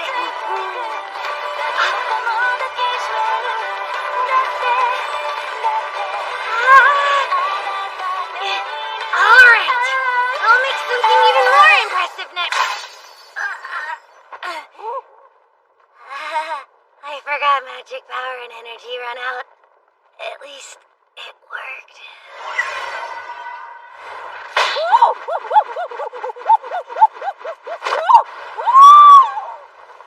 I'm sure this will turn out alright. Huh? Mistress Faust? Well done. That was a good showing, Meg. How do you know? Any competent mistress always knows what her apprentice is up to. More importantly, watch Sophie. This is her forte. Huh? You can leave the rest to me.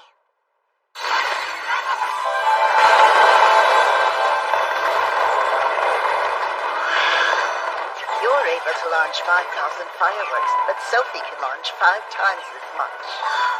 So this is the power of the Seven Sages.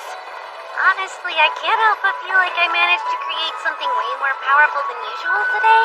Is magic stronger when there's emotions behind it? Yes. Hey, mistress. Magic really does exist to make people happy, doesn't it? Of course it does. That's the whole reason we're here. You're right.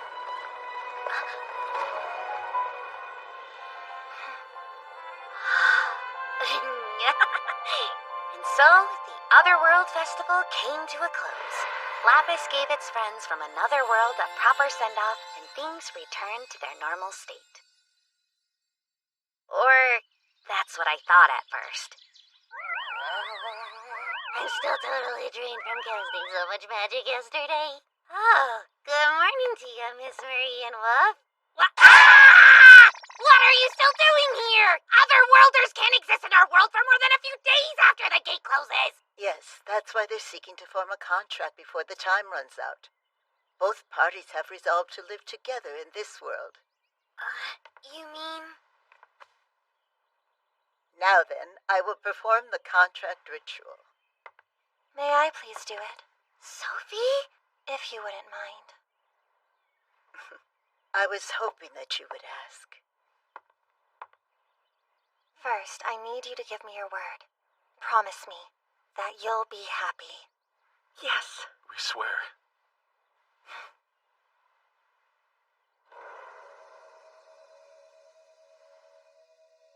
I bless this contract. It is hereby certified.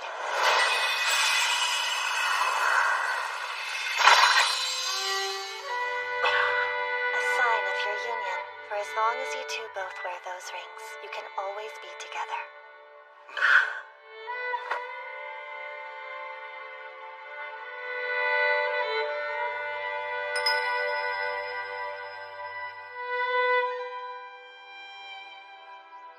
Thank you for the help. Come hang out anytime you want. Real quick, though. Why did you want to act as the witness to their contract at the last minute? I thought if I could help people by using magic like you did, then it might make me end up liking it again. Go on. Did it change your mind? You failed. It's a pain. I still hate magic. Oh, cool then. And yet, for some reason, I don't want it to go. After all, it's like you said. It's the bond I share with my friend. You have changed. Siberi, I'd like you to form a contract with me, too. You're not allowed to die on me. Not until I say you can. I'll kill you if you do before then. I'll follow you to hell if I have to. So intense.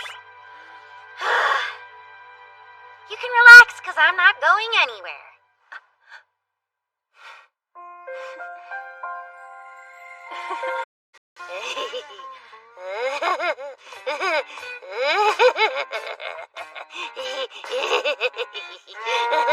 Enough! I've had about all I can take, Meg. Whoa, why are you so cranky? The only thing I'm guilty of is trying to relax. Then how about a little less creepy laughter in the dead of the night and a little more sleepy?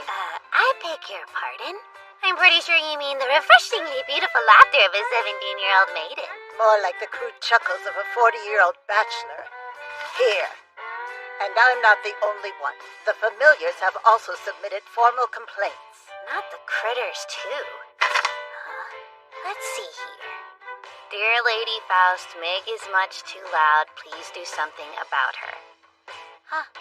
Terse and straight to the point. Imagine a bunch of animals understanding language. How impressive. Well, don't you agree? It's rare for familiars to be able to write, and what lovely handwriting. Who could have penned this unjust note? By the way, mistress, did you know in the Far East they like to eat birds on skewers? It's called yakitori, and apparently the wingtip, skin, and tail are delicious. Stop yapping!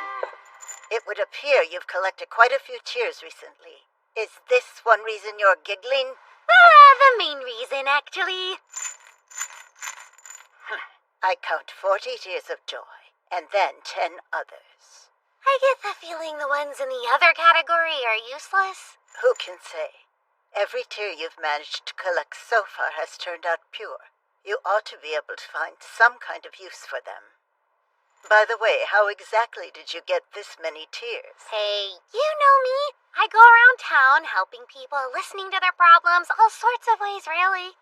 There sure are quite a lot in here for such a simplistic approach. That's 'cause I'm used to it now. It's easy peasy. My nose has gotten keener, and I can now sniff out a potential tear a mile away. Whether it's parents with mischievous kids or frail-looking elderly folk, I can instantly identify people who might need help, and I set my sights on them. I've got this 1,000-tear thing covered, no problem. Those are certainly some bold words. Just goes to show you how much the situation made me grow up. After all, I did complete a job with Sophie, a world-renowned witch. Until further notice, you're forbidden from using magic. What an unfair punishment. I mean, just what is her problem anyway? She should have been impressed by all the tears I collected, but instead she suddenly decides I can't use magic until she says there's no pleasing some people. That hag is going down. Careful, Meg. I mean, I'm sure she has a good reason why, right? 'Cause she's not the type to make unreasonable demands. Not to mention, she doesn't exactly have a huge ego when things don't go her way. Well, I guess you have a point there. You win. Wait, did you use magic for evil or something? If I was going to do that, I would have long ago, and she would have already done me in. Maybe someone in town complained about you? Not a chance. The day somebody goes and gripes about me helping them shed those sweet tears of joy is the day I lose it and go on a total rampage. This is a toughie, huh? So, now that you've been doing this for a while, is it hard for you to acquire tears of joy? I thought it'd be rough, but it's not very difficult at all once you figure out the trick to going about it.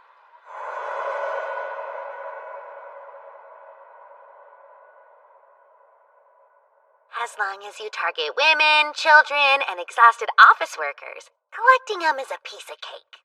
Since I've gotten the hang of it, it feels too easy. You sound like you're a con artist or something. I can't help but feel a little disappointed. Why? The way you're talking, you know, using tricks to get them now. So? It's just, tears of joy are the most powerful way to express happiness. I think I preferred the old you, when you treasured every single one. I get that, but it's not like I'm being careless with them either. Well, I suppose you know what you're doing. But you should value the weight of them, every last tear. I need to collect 1,000 in a year, Fine. That by itself is hard enough. Throw in the fact that my life depends on it. Don't you think it's impossible for me to treasure each individual one? Maybe, but I also believe you're capable of it. Whoops, I'm sorry. I've actually got to head out and meet someone else in just a minute. What in the world is so important it's forcing you to abandon your nearest and dearest friend? I sincerely hope it isn't a man.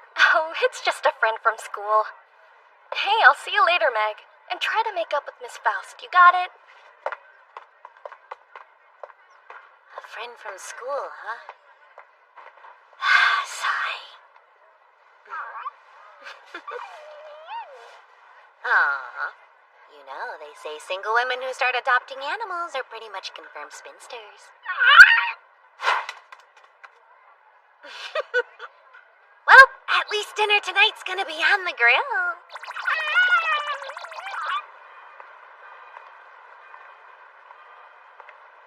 Come to think of it, I got a tear of joy in front of that bench recently. After university, this guy landed a job at some company. The work was hard and he had to stay late every night. The deal he'd been close to sealing fell through. He was in a low spot and desperate, so I stayed and talked to him. It was a bit chilly, so I gave him my coffee. Later, I made some incense with herbs for him to take home to help relax.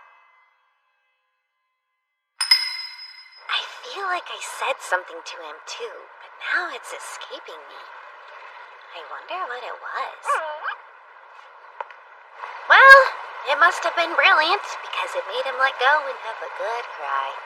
And again, it's not the strangest thing in the world for a recent graduate who's having problems to start crying just because a 17-year-old girl listened to him. Chatting with me probably reminded him of simpler times before he was old. But you should value the weight of them, every last tear. Working my butt off for all eternity to earn a single tear and finding the most efficient way of acquiring 100 are two different things entirely. The whole concept of hard work meaning more, even if it doesn't pay off, is outdated, dead and buried. You're with me, right? Okay, maybe I'll just resort to using magic. Hello again, Miss Witch. What? Do I know this guy? Good seeing you again! Hello and goodbye, sir. Meg, I wanted to thank you for everything that you did. Oh, that? You're welcome, but it wasn't a big deal or anything. Who the heck was that? Look, you guys, it's Meg! Lovely day, isn't it, Miss Witch? Hey, thanks for the other day, Meg. Yo, what's up, Meg? Hey, over here, Meg! You're looking very well today! What is going on? A bunch of peeps I have no memory of meeting keep talking to me about all the stuff I did for them.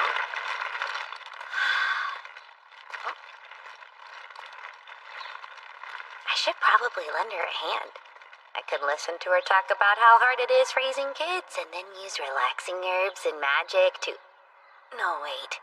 I'm still forbidden from using any. Damn, this is the perfect chance to get some tears of joy. Excuse me? Huh? Is she talking to me? Don't tell me it's happening again. Come on. Who is she? It's no use! I've got zero clue who this bra is! Obviously you do. You just need to think a little harder. I just don't remember! I've got no memory of her! What apology! Don't feel bad! You've always been an idiot. What did you call me? Miss Witch, I was so hoping I would get the opportunity to run into you again. I wanted to thank you for the other day. Oh, it was nothing really, my pleasure. What in the flying heck is she talking about? Maybe she's mixing me up with another witch? You have no idea what an enormous help you were. If only I could remember what I did! Good thing you were there. You really came through when I needed someone. Hey, whenever I can lend a hand. Just have to wing it. Use your context clues. Gather as much info as you can, and hopefully it'll be enough to eventually jog your memory. You've got this, Meg Raspberry. I know you can do it. It must have been really difficult, because of your baby. Oh, sure. This little one can be so rambunctious. Challenge! But I'm glad you found it in the end. Sorry, what did I find? Oh, miss! I found you! I'm glad I found you because I've been waiting to see you two. I'm so glad we ran into each other.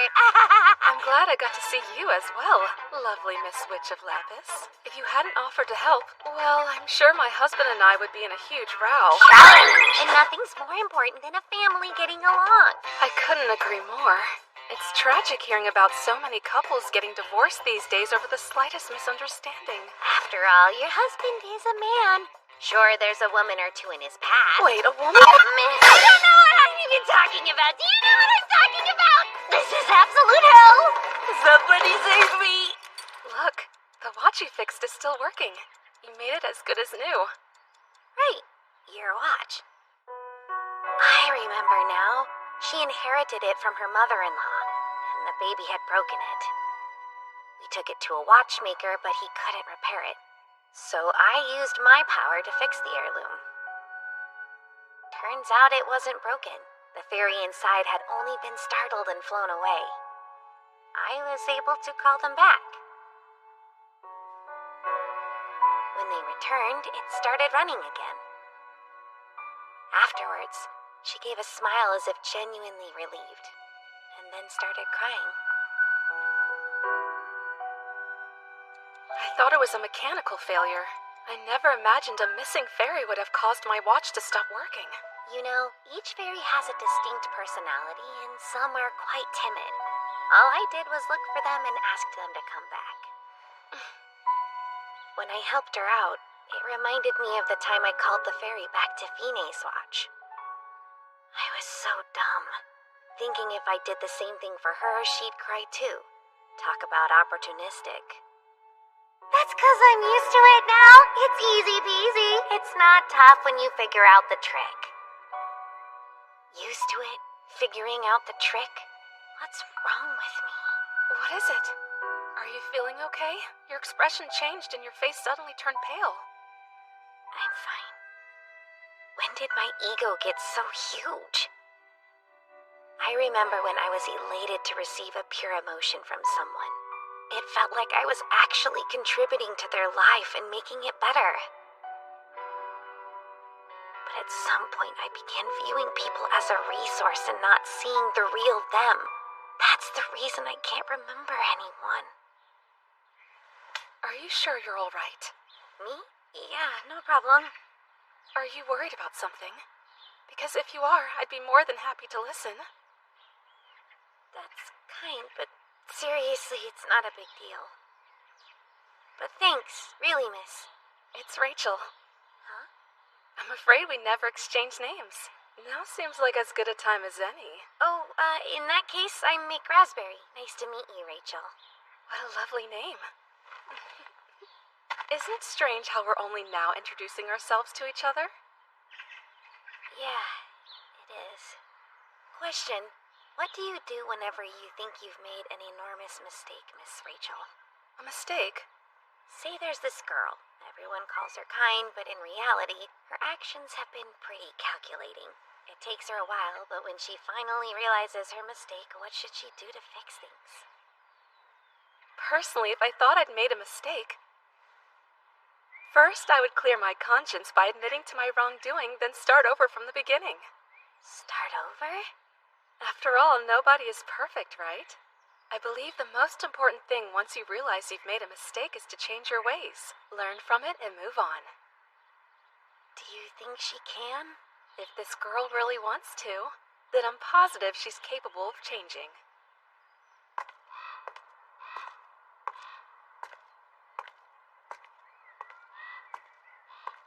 This must have been what my mistress wanted me to understand.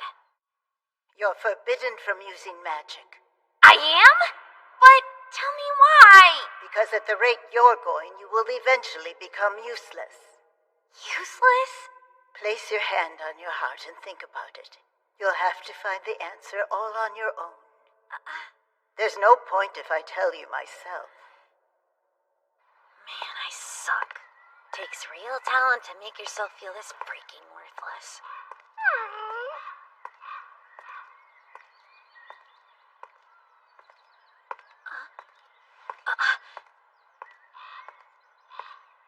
She probably won't cry even if I help her. I mean, shedding tears just because someone helped you carry your bags? No one's that soft. If this girl really wants to, then I'm positive she's capable of changing. Need help carrying those? If you'd like, I can take them up for you. Oh.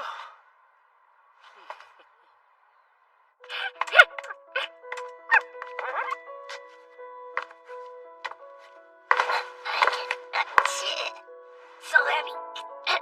Why isn't my dumb brain telling my dumb legs to work? Are you all right? Shall I get down? No need. I'm a witch of her word. Watch.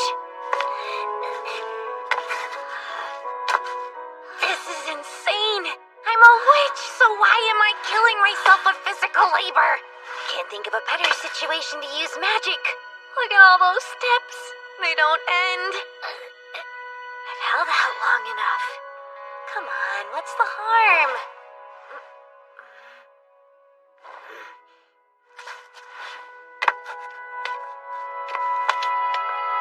I'm starting over. Beginning here and now. I'm exhausted.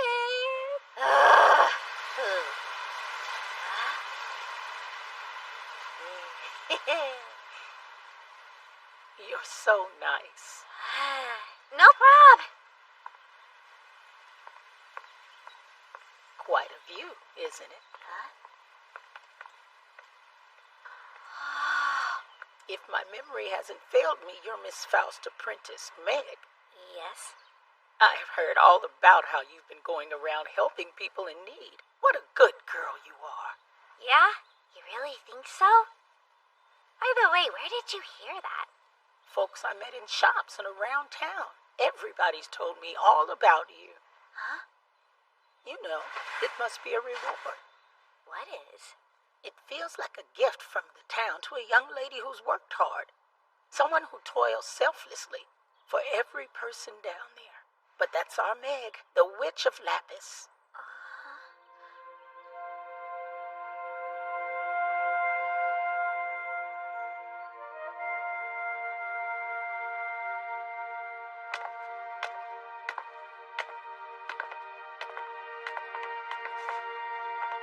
Witch of Lapis, huh?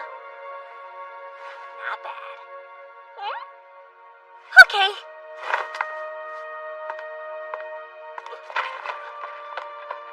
Miss Witch! Wait. You're that one guy who was stressed about his job. What a coincidence. I'm glad I caught you, Miss Witch. This is for the other day. Fresh bread and it's from the corner bakery. It just came out. You can feel how warm it is. My mistress is absolutely gonna love this. I was just on my way there to deliver it. There's no need.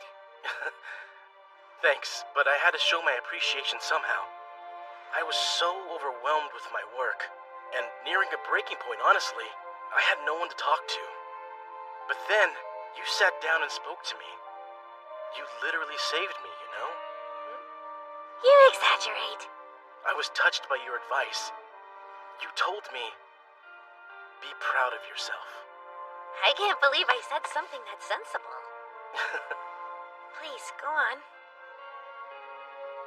You said to always be someone I could be proud of. To keep believing in myself, no matter what. Even if it felt like the whole world wasn't on my side. And how someday, that would prop me up. So thank you, Witch of Lapis.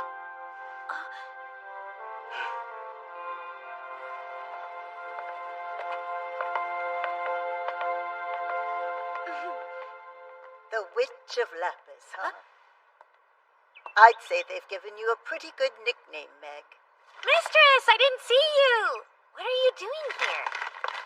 I thought it best to fetch my idiot student since she skipped out on her chores to go wandering about. Hold up. What did you just say? You're an idiot. No, before that! Mistress Faust, did you just say that I have officially been given a nickname? Yes. Nowadays, it feels like they're treated exactly as you would medals. But their essence lies in the recognition from others. Recognition? Do you already have a nickname? I'm starting to understand why you don't have a nickname, Saberi. Obviously, you haven't earned recognition yet. See, when a witch earns the people's trust and respect, they're given a special name that properly reflects the gratitude they have earned. That's where nicknames come from. And you already have one. Meg Raspberry, the Witch of Lapis. You mean it? I'm the Witch of Lapis?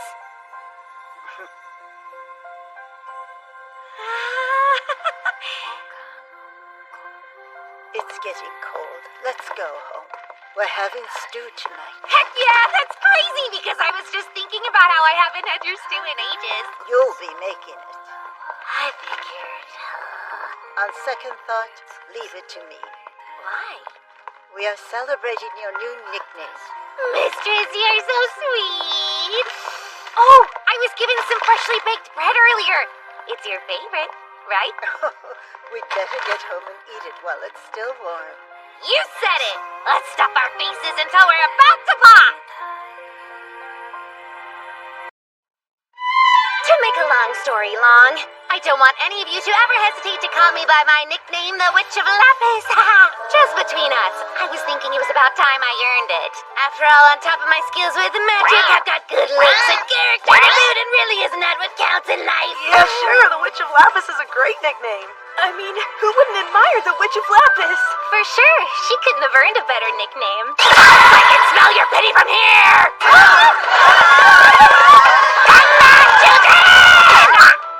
Oh, Sophie! I haven't seen you since the festival. Just got here and already abandoning me? I'll give you a ride wherever, baby.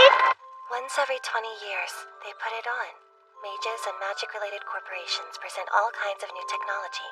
The next one is happening this New Year's Eve. So how come I'm just now hearing about it? You could at least keep up with current events. It's all over the news lately. Attendance is massive. The Council of Magic invites top-class mages and several industry professionals, as well as the media. And the Seven Sages, too. Is that right? You must think you're pretty amazing. Yes, it's not an ego thing. Fine, I can't deny that. Anyway, do I really belong there rubbing shoulders with the bigwigs? The Council of Magic wanted me to attend, but I wasn't sure if you could join me. My schedule's been completely full. I suggested having you come along instead. Seriously? After all, you are the Eternal Witch's apprentice, and the town has given you the nickname the Witch of Lapis, so you're fine. Besides, while we're there, we might find some clue about lifting your curse. Sophie? Come on, stop making me blush, would you? Hey, I know. We should keep up to date on current events like my mistress suggested. In other news, this year's World Beauty Witch has been announced. One of the Seven Sages, Miss Chloe, the Witch of Words, was the unanimous winner. After being crowned 3 times, she's been inducted into the Hall of Fame. Now that's the kind of body that makes you want to cop a feel even through the TV screen. No wonder she's the world's sexiest witch and thrives. Settle down, dirty old man.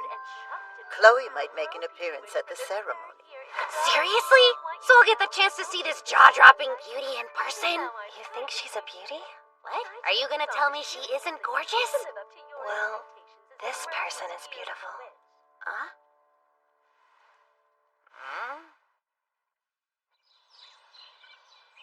Dang, how'd New Year's Eve sneak up on us so fast? And whose idea even was it to hold a major event at one of the busiest times of the year? There are only certain moments when magic ceremonies can be held. This month is one of them. Sophie, you're sure we don't need to take anything with us? You're also kind of dressed lightly. I'll be fine. We'll be coming back here anyway. And who cares if it's cold? I should have asked this before, but where is this ceremony? My mistress says she had to go prepare and left earlier, but if we leave now, will we make it in time? It's fine. We'll be there soon. That's new. I've never seen this formula. It's a teleportation spell. It'll take us from this circle to the one at the event space. Come on. Teleportation is real? Step inside. Oh, sure.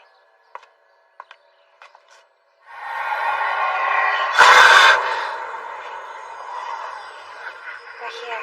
What? So fast! There's no way it's that easy to traverse all the way... Huh?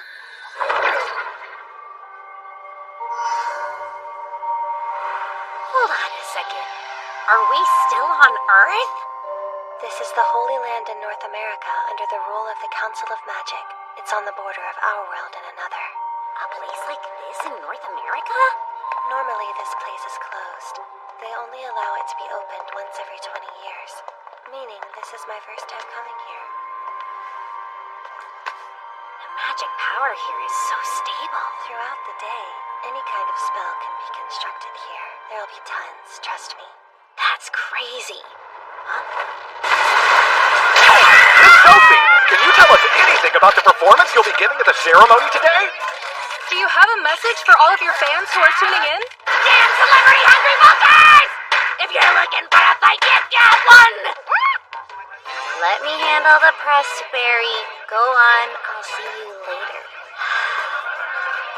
Hey, White Owl, keep an eye on Sophie, would ya? How am I supposed to entertain myself? Pesky buzzards. Running around trying to steal my friend away! Let's see how eager they are to swarm her when I curse them with 2 months on the run to make all their toilet paper disappear! You shouldn't say things like that. Huh? Just try casting a curse while under the Council of Magic supervision. You'll be permanently stripped of the right to use magic, girlie. And exactly who are you to lecture me, girlie? Wait, spirits? A lot of them.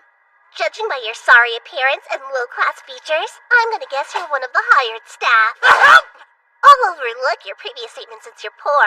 Now, if you wouldn't mind leaving me... The thing is, I'm not willing to overlook your lack of manners, especially when you insult a superior. Hey, stop! Do you have any idea whose face you're stretching? An ignorant brat who's in desperate need of being taught some manners by yours truly. Let go! Stop it! Now! You nut! Someone help! She's insane! Sorry about it, everyone! You stupid, ugly, big dumbhead! I said I'm sorry. I'll admit I probably shouldn't have behaved that way around a kid I just met. You're right. Were you raised by wolves? Who are you? What a cutie! I've never seen a creature like this before.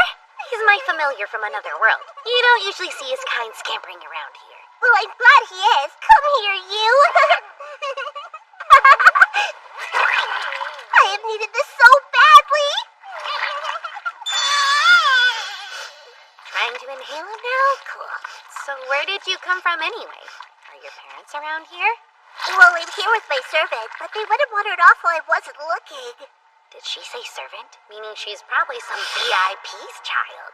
In that case, if I return their darling daughter back safely to her parents, they're sure to reward me handsomely. Stop telegraphing your greed. All joking aside, here's the deal. There must be a reason you and I met. Wanna walk around together until we find your servant? That'd be great! I mean, it's not as if I have anything better to do with my time. Or maybe I'll try and lose you. You could try a little harder at concealing your inner thoughts, girlie. By the way, You're from North America, aren't you? How did you know? Because of your companions. North America has lots of nature and thus lots of spirits. They seem to have taken a liking to you. So I figured you must be a local. Speaking of, how are you able to see them? I guess it is kinda rare, being able to without using magic, but I can for some reason. What's your name? Call me Meg Raspberry. And what's yours? Actually, it's kind of a secret. What? Look, I can't say my name out loud. I made a promise I wouldn't. You're sure you can't tell me? Hey, that's cool. Let's go, little Miss Nameless. Lead the way. They're showing a lot of interesting research. Looks like a pharma company's announcing its magic medicine. Hold up. Miss Inori helped develop it? If you meet the Witch of Wisdom, she's right there. Huh? Where? Yeah, you're right! Hey! Miss Inori! Over here! Aw, man, she's not looking this way. Well, she is pretty popular. Is it any wonder? When it comes to the field of pharmacology, Inori's the most watched witch. You know, you're right, she is kind of amazing. No wonder those men are obsessed with her. Too bad they don't know she's a slob with stinky feet who makes herself look younger than she is. Is it just me, or is she looking at you? Selah?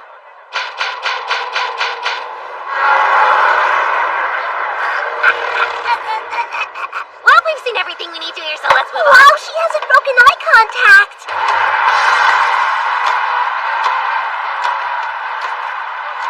Clear skies, thunderbolts, lightning, arise! Dark sky, weighted with May showers, arise! Divine punishment, instant cry shout! There's no way. To do an incantation, you need to recite 12 verses. They split the incantation between the three of them. They're young, but they've studied hard to achieve this skill level. How did she nullify her thunderbolt spell? With the help of my rubber orb.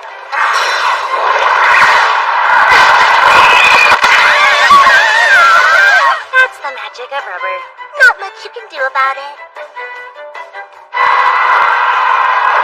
Come on, go! Drift your broom! Use your nitro at max boost already!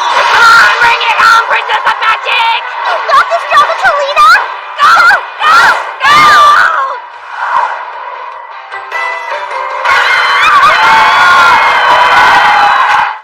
It feels like we've been all over checking stuff out, but we never ran into that servant of yours.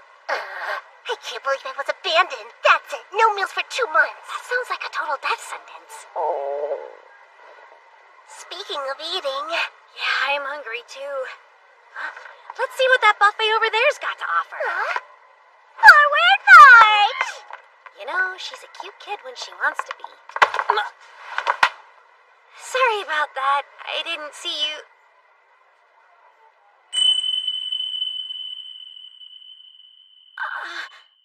This person, she's... I'm scared, and at the same time, I don't dislike her. There's something so incredibly sad about her. I see. You're wandering around with a curse. Huh? But how did you know? A cruel fate awaits you regardless. Because once it's been lifted, you'll end up losing something important. Important as in what? Are we talking about my life? Something more precious and irreplaceable. Something you would have gladly given your own life to save. Something irreplaceable? Hello? Are we gonna get food, or are you too busy standing here staring at absolutely nothing? Sorry, but I was talking to this strange lady. That's weird. She was here only a second ago. The only thing that's weird is your face. Now, can we go grab some food or what? Huh? Right. Hey, what did my face ever do to you, you short stack? Whoopsie! Guess I brought that on myself.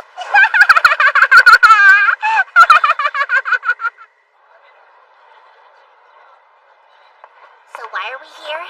Sophie kindly asked me to come see her at this event. You're talking about Sophie as in the Witch of Blessings? Inori too. How come a country bumpkin like you is so well connected? Don't make me hate you again. Anyway, you talk like the three of you are pretty familiar. Sophie!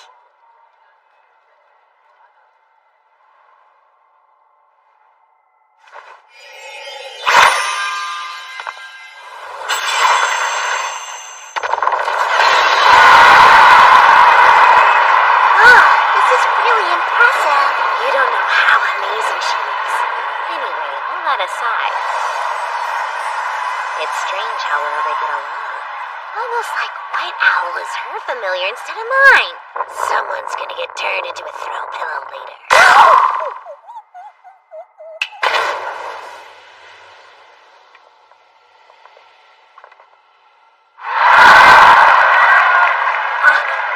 Isn't that Eldora, one of the Seven Sages, also known as the Witch of Disaster? That's her? I know that nickname. She has an impressive track record after intervening and putting a stop to some large-scale war. She's a real powerhouse. So much so, I heard the Council of Magic made her one of the Seven Sages in order to keep a close eye on her. So what is she doing at the ceremony? See that old man? He's the council's chairman and the one behind it, no doubt. Since Miss Faust and Eldora are both comparable to Bennett, the Sage of Beginnings, he's parading them around to show off the organization's strength. Oh boy, our politics great. Thank you all, and allow me to personally welcome you to today's momentous magic ceremony. For the first time in 20 years, this precious holy land has opened up to the world. I, for one, am delighted to be here, celebrating this most historic day with you.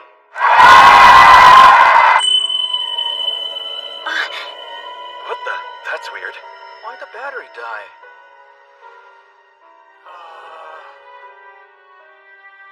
What was that?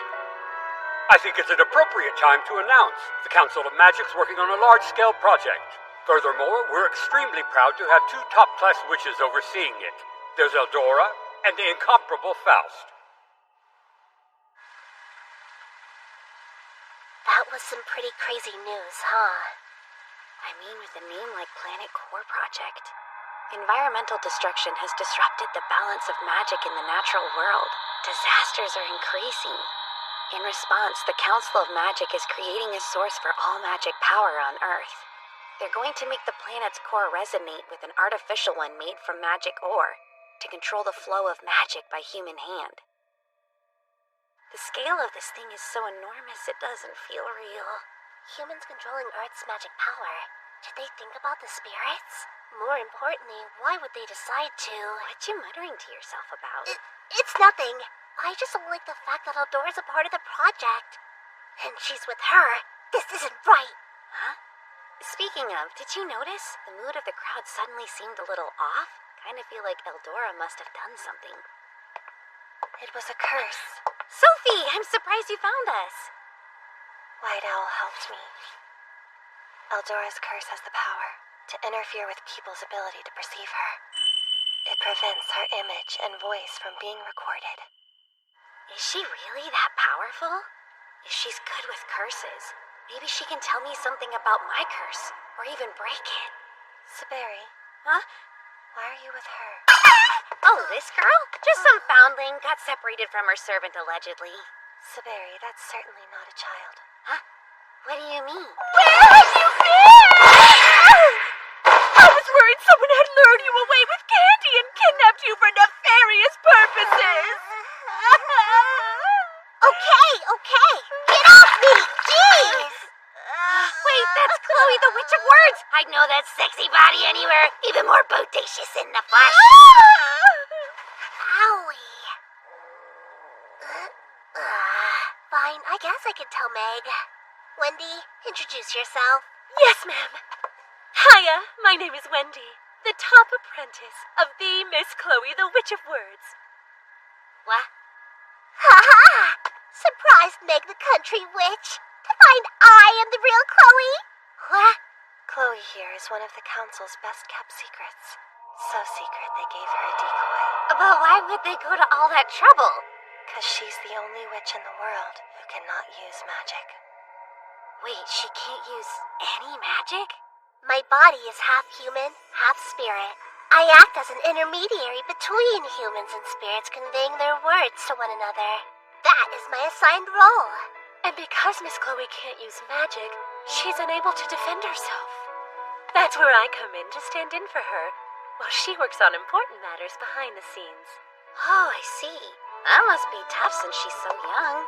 Chloe is a great deal older than you and me. Well, just how old is she then? Over 150 years. She's a legit Alibaba! Time is flows differently for me because of the spirits, you total airheads! You have to be about as dumb as a box of hair! Who exactly are you, anyway? You've been nothing but rude to me since the moment we met! Siberia's Faust's apprentice. She's Faust's apprentice? Yes. The Miss Faust's apprentice? Yeah?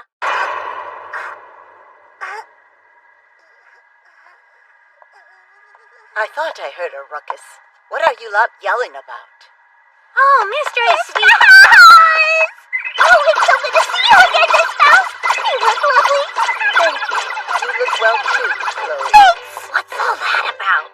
She can't help it. Miss Chloe is a diehard fan of Miss Faust.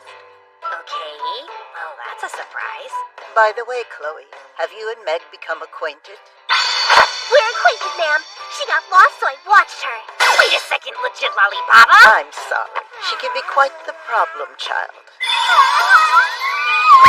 That base expression is not appropriate for a young lady. Shut up! You should have said you were Miss Faust apprentice sooner! How dare you keep such important intel from me?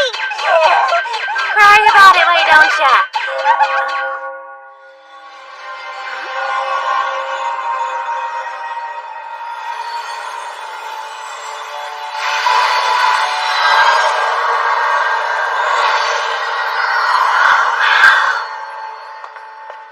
It'll be the new year soon. What? But it was still morning when we left, wasn't it? The flow of magic power is strong in the Holy Land. It causes time to speed up, too. Well, Meg, it's time to say goodbye. You leaving? See you around. And next time, I, Chloe the Witch of Words, will work you hard so you don't shame the title of Miss Faust's apprentice. Big words for someone who can't even use magic. But bring it on.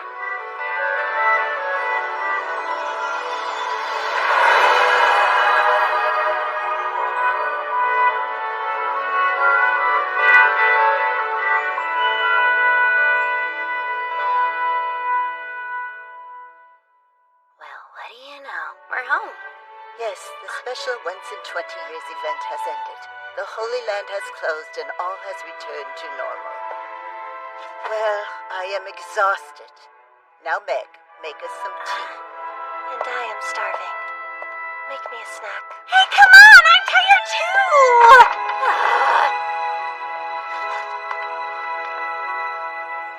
And I didn't resolve anything with my curse either.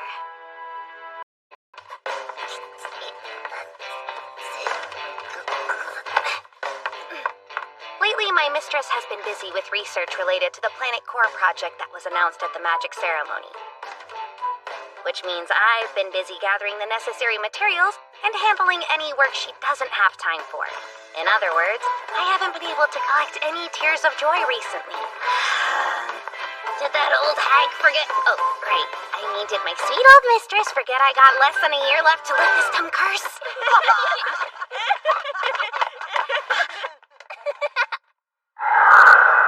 Little girl, hold up!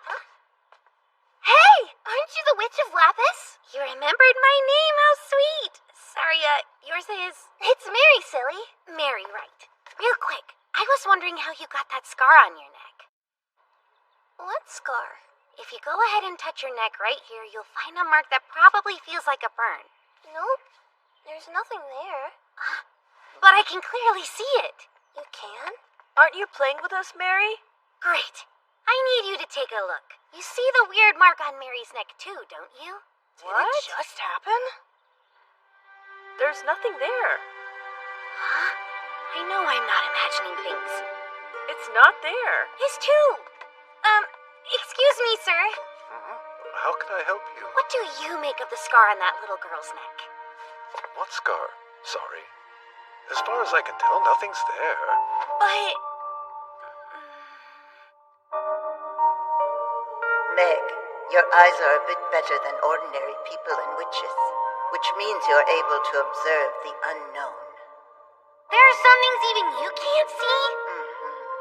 I can see across time and space. However, my clairvoyance is not able to cross the boundary between worlds.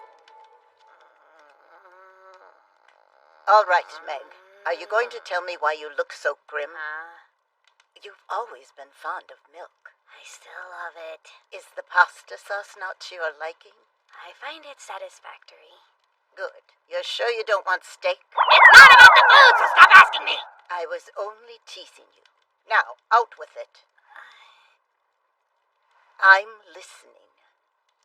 The truth is, I saw something this afternoon that I haven't been able to shake. I noticed this girl called Mary had a burn-like scar on her neck. But it seems only I could see it. A scar, you said? Yes, it was kind of shaped like a crest. Take my advice, Meg, and stay away from that girl. Why? The scar you just described, it's the devil's brand. Then, she's been marked? Mary's been offered up as a sacrifice to the Horned One. No question. She's the victim of a fanatical devil worshipper. Who'd do such a thing? I'm not able to tell such things. Your clairvoyance isn't able to show the person that's behind this? When someone makes a contract with the Dark Lord, your past, your future, they're both plunged into darkness. That's just one example of how powerful devil magic is. Isn't there any way to save her? That hurts! I won't warn you again. Don't get involved, or you'll end up dead even before your curse takes your life.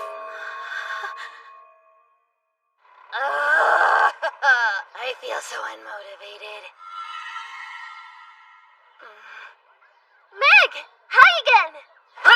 Good seeing you, Mary, although I guess I only saw you yesterday. Oh, you always make the funniest faces. You're not here in town running errands all by yourself, are you? Nope. I came to buy bread with my mommy and daddy.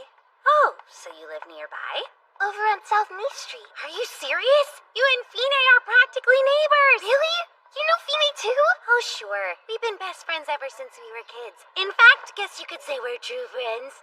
That's funny. It's hard imagining you two having anything in common. If you got something to say, I suggest you spit it out. Nice to meet you. If I remember correctly, you're Miss Faust's apprentice, Meg, right? Oh, sure. Thanks for looking after Mary. I'm her mother, Jill, by the way. Hi, Miss Jill. You mind if I took a look at your neck for a sec? Looks like you've got dirt or something on it. How'd I not notice that?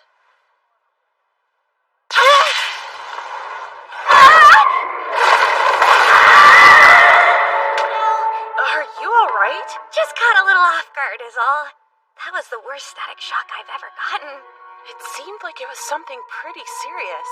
Yeah, well, static shocks always give me a jolt of ecstasy. I go into detail, but I think you catch my drift. Do they? You poor thing. When a sacrifice is made to the devil, it requires a person's blood or lock of hair. It's not an easy ritual to perform.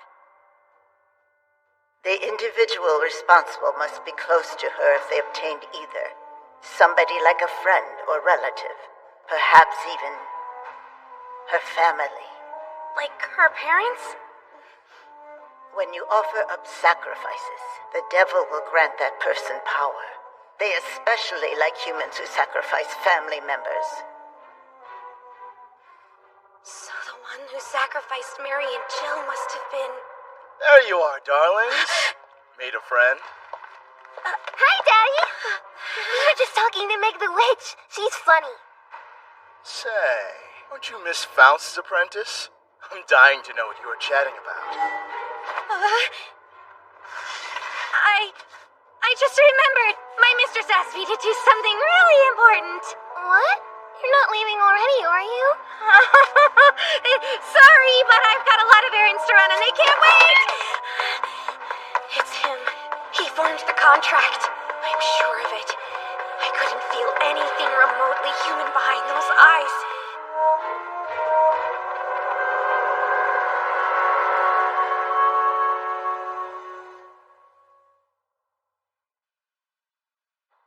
Rumors? About Mary's family? As long as I've known them, they've always been close. I don't think I've heard anything negative about them at all. Well, hold on. Tell me! It's just I saw Mary's father, Ted, walking around town a while back. Something about his expression looked awfully dark. When I asked my mother if anything was wrong, she said something about his business failing. So you mean it went under? Now that I think about it, I heard things weren't going well at his new job either. Then he fell in with some weird people for a time. There were rumors going around about them conducting these weird rituals. Why'd you ask? Hey now, you're not getting involved in something dangerous, right?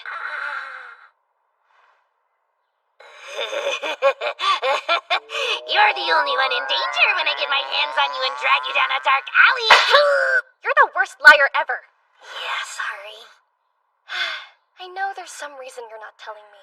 In that case, I won't pry. Fine, I bet you're using these same tactics to make all the stupid boys at your school fall head over heels for you. Just wait until I drag you down that dark alley.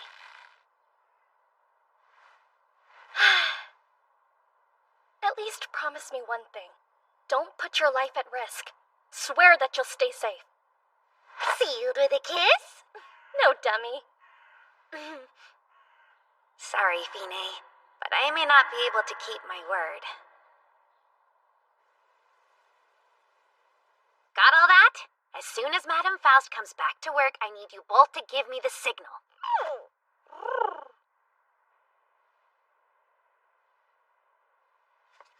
There you are. If a deal can be struck with the devil, there also has to be a way to get out of it. I learned from my reading that forming a contract requires some setup. You need an altar and to make the pact on the 13th of the month. Then the soul of the sacrifice will become the devil's plaything for eternity, or until he grows tired and discards it. They will be tortured endlessly. However much they cry or scream, no one can save them. No matter how much torture they endure, they can never die.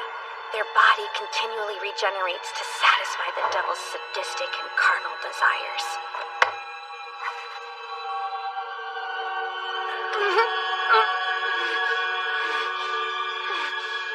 There might still be a chance to save them if I manage to destroy the altar in time.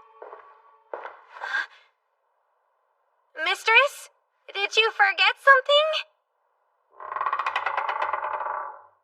Is that you?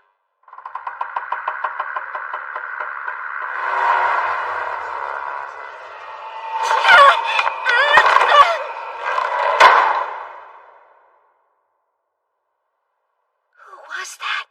What was that?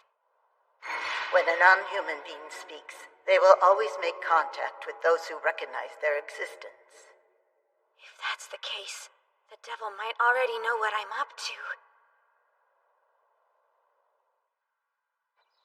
And so, the 13th arrived.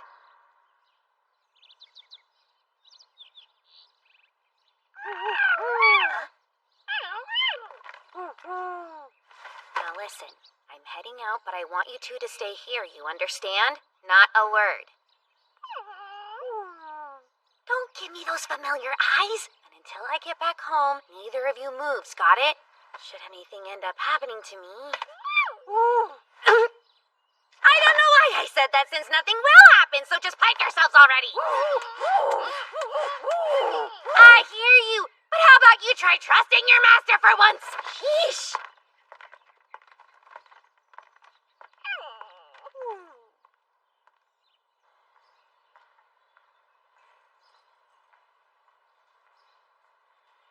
It's all right. And besides, I've got a nickname now. I can't let this happen.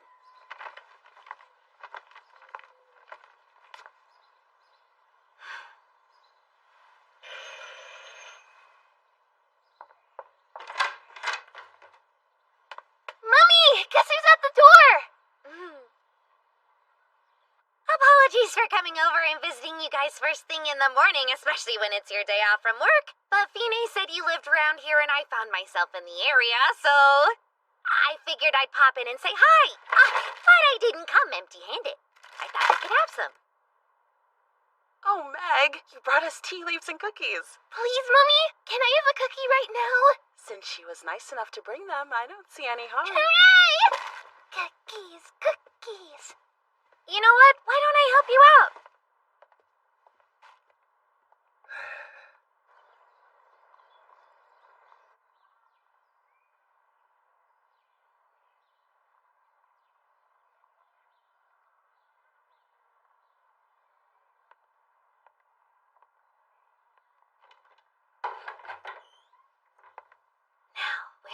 altar. In here, maybe?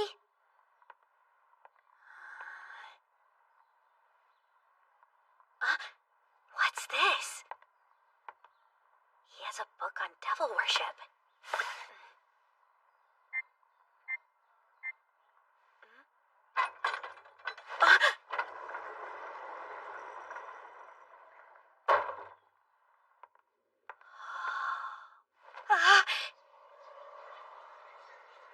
I've got a feeling what I'm looking for is down there.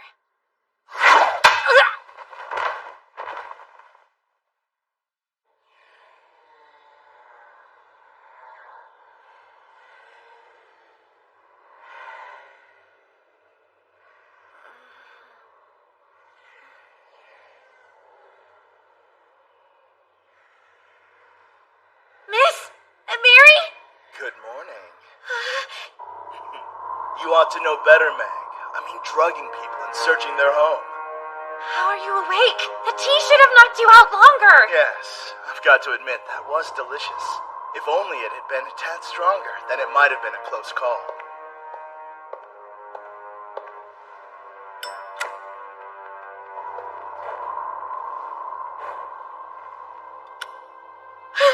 The altar!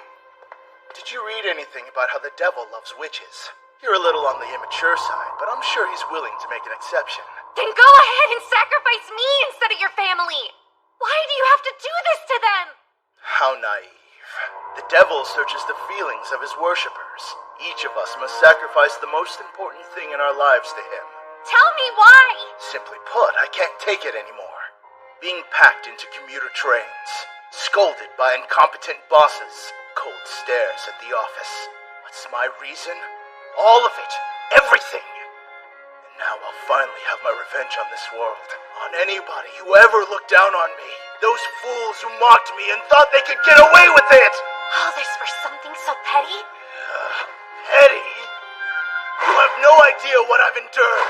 The humiliation I silently suffered through. Do you know how many tears I secretly shed? You can't possibly fathom my pain. Fine, but I know you still have your family. Them? They've done nothing to support me. They just cut off my escape route and trapped me in. With a single stab, I'm going to put an end to this meaningless life.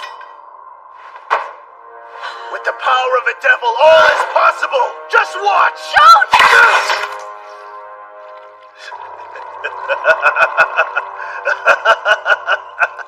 My Dark Lord, grant me your absolute power! Bestow omniscience on me!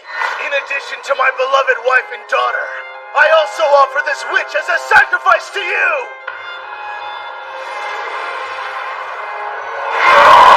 Please, somebody help me!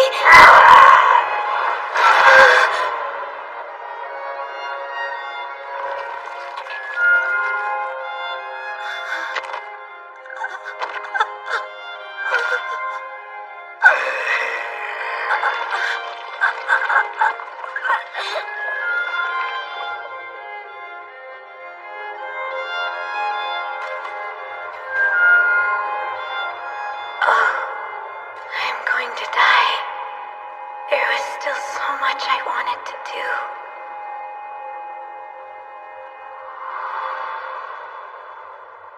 Mistress, goodbye. Don't you dare lay a finger on my daughter! Mistress, you're here?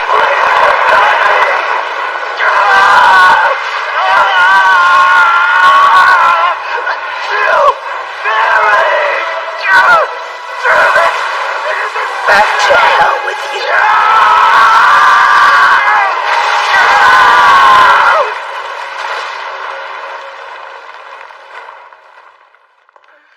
Don't worry, there has to be a way to get your thumb back.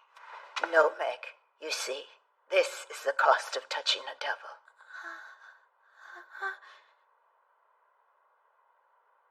Witches are not all powerful. Our kind are only able to protect those we've wrapped our arms around. Understood. And yet, you still managed to protect those who were beyond your reach. Yes.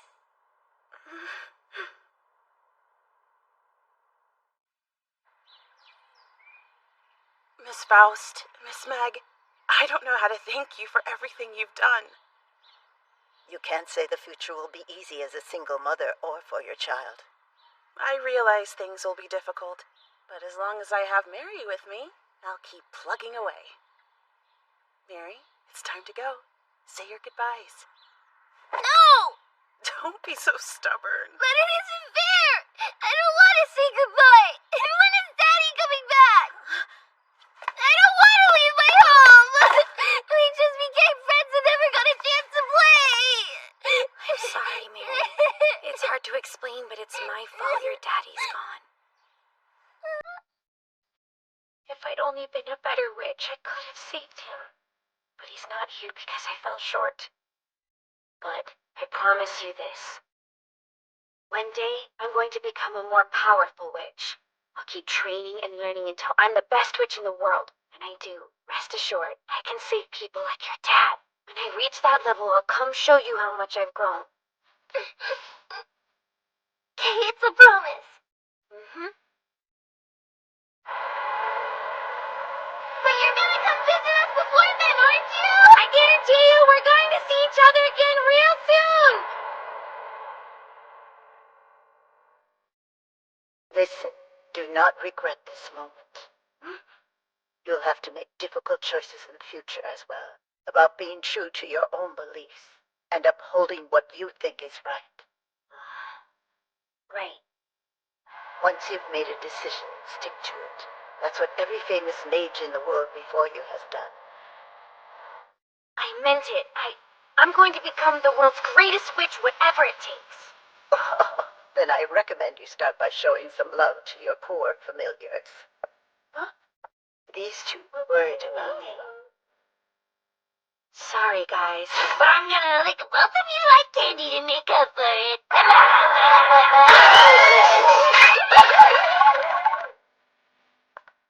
By the way, mistress, when the devil appeared, unless I heard wrong, did you refer to me as your daughter? Oh, that's strange. I have no idea what you're talking about. Perhaps your fear of meeting him made you imagine things. It sure seemed real to me. I want to become stronger. One day, I'll be a great witch and be able to save everyone I meet. 5 months after I was told I have a year to live, I received a special request from the mayor of Lapis. It took place on a quiet day at the end of winter. As you can see, the town's sacred tree has taken on a rather odd shape. According to the experts, it's been contaminated with magic and is beginning to negatively impact the other vegetation in the surrounding area. We've discussed numerous ways of saving the tree over a period of time, but none seemed viable. So, in the end, when everyone had voiced their opinions, we decided the best method would be cutting it down. What a shame to lose it.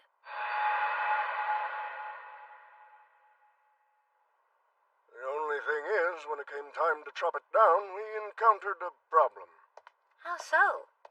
We hired a tradesman who took a saw to it, only he found the trunk was like steel. It's impossible to cut through. So that's when you decided to pay a visit to my mistress. But by the time we realized the situation, she was already away. The situation's worse than we expected. Far worse. Doom and gloom aside, we're fortunate. What are the odds the Witch of Wisdom would be staying with us while my mistress is away? I'm only here because I was in the area on business. You're lucky I decided to check in when I did. Yes, we're so lucky you and your smelly feet checked in as if we're a hotel. Huh? What was that? Something wrong? No.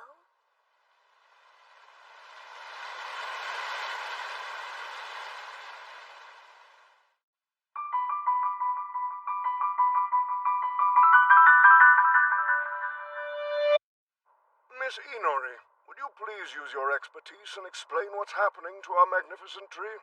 In the simplest terms, absorbing too much magic caused it to warp. Extreme alterations like this can have a major impact on the ecosystem. For example, the desert in the Middle East, all caused by a single tree. One just like this absorbed too much magic power and showed abnormal growth. The locals thought it wasn't serious and ignored it, but the roots continued to grow. It only stopped after turning a radius of 100 kilometers into a land of death. You mean the same thing could happen here? Oh. Meg, I swear to you, I will do whatever I can to protect the city you love. Is there any way to save the tree? Do you think there is? They tried destroying it, but it seems it can't be cut down.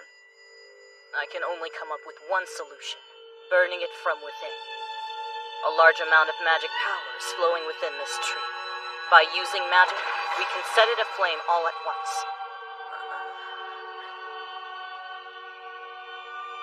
Are you sure we can't do something less destructive? I second an alternative. Think about it. This tree has watched over and protected our town for over 300 years. It would be regrettable if it met its end by being burned alive. Surely there's another route. Afraid not. Once it's at this scale, the damage can't be stopped unless the whole thing dies, roots and all. The only surefire way to do that is by burning it. It sounds so cruel. Meg, you're a student of a Seventh Sage and must steel your resolve. People have spent years developing the land, leading to it being polluted. And what you're seeing here is the result. Listen. While your mistress is doing all she can to clean up this mess, we must do our part here. Don't you think? Yes, you're right.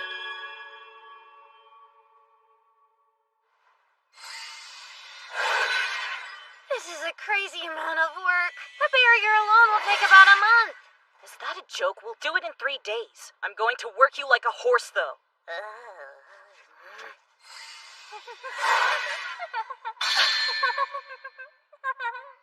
There you are! Got you!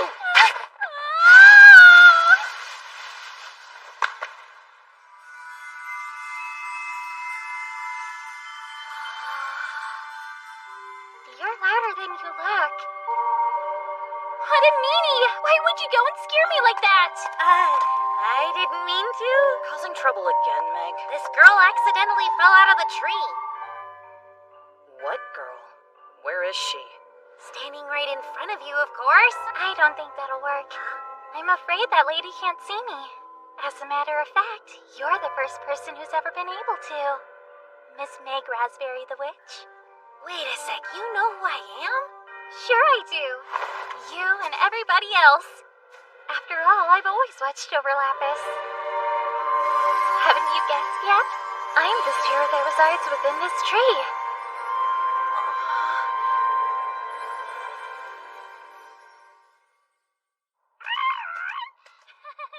Almost got The spirit of the tree, huh?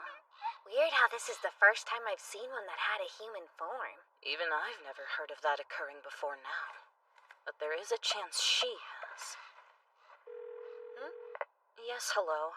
I know I'm calling out of the blue, but I have a question to ask you. What? If you say so. She said to put you on. For me? Who is it? Answer it and find out. This is Meg. Meg, how've you been? Is that you, Chloe? So you are involved after all. What do you mean? The spirits already told me everything. How something terrible is happening in the town of Lapis. You know about this? Sure. After all, I'm half merged with the spirits. I instantly pick up on any change when it comes to them or their will. Great. If that's the case, can you tell us what's happening over here? Well, the thing is, I don't really know. Huh? Well, I know there's someone special in Lapis. For some reason, I'm not able to detect what they are. It's almost as if something foreign has been created within the cosmos. At least that's the impression I'm getting. What do you mean, foreign? Spirits don't typically take human form. We can't even communicate with them without a unique trait. Like the one I have, which allows the qualities of spirits to reside within you. It makes me wonder, is this thing you're looking at actually a spirit? I think. Anyway, thanks a lot for the information, Chloe. What'd she say? Learn anything useful? Kind of. So, apparently she really is a spirit that's empowered with magic. I see. Then we'll need to return her to the cosmos before we burn the tree down. You're right. I'm sorry I had to lie to you, Miss Inori. But if I told you the truth, you would probably tell me to kill her instead.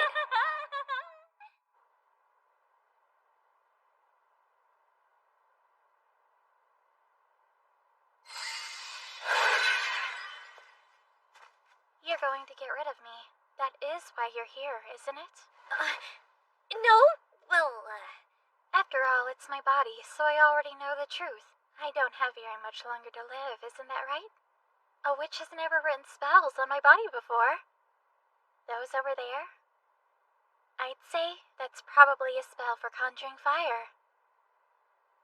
I don't mind. But I'd like to spend my final moments walking around town. You're talking about Lapis? I told you how I've always watched over this town. I want to see the rest of it. Seeing how you've lived here so long, would you mind showing me around? You're not afraid of dying? I guess it's scary to humans, but spirits like me don't have strong feelings about that sort of thing. Also, I'm pretty sure I'd be willing to die for this town. But why do you want me to show you around? Because when it comes to Lapis, I can tell. You love it as much as I do. Besides, if anything happens, I know you have what it takes to handle it.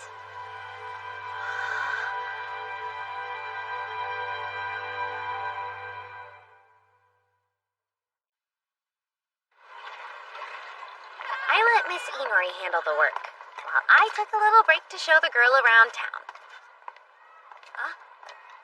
By the way, what's your name? Huh? I don't think I ever had one. So you pick for me, Meg. You want me to choose? I'll need a second to think. This is my first time naming a spirit. I better pick something fancy. It needs to be tasteful, cute, intelligent sounding, while simultaneously exemplifying the grace and dignity that is Meg Raspberry the Witch! Your eyes rolled back in your head. Are you okay? How does the name Selena sound to you? Selena, huh? Sure!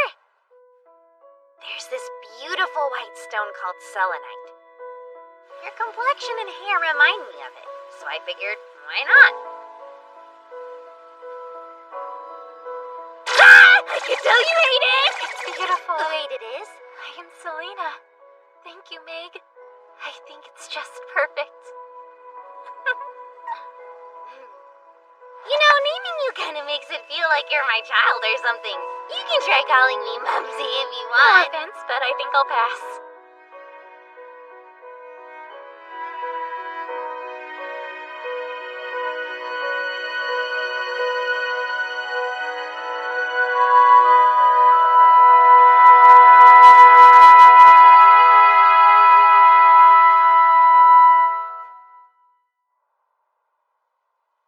I'm curious, who's the person that's buried here?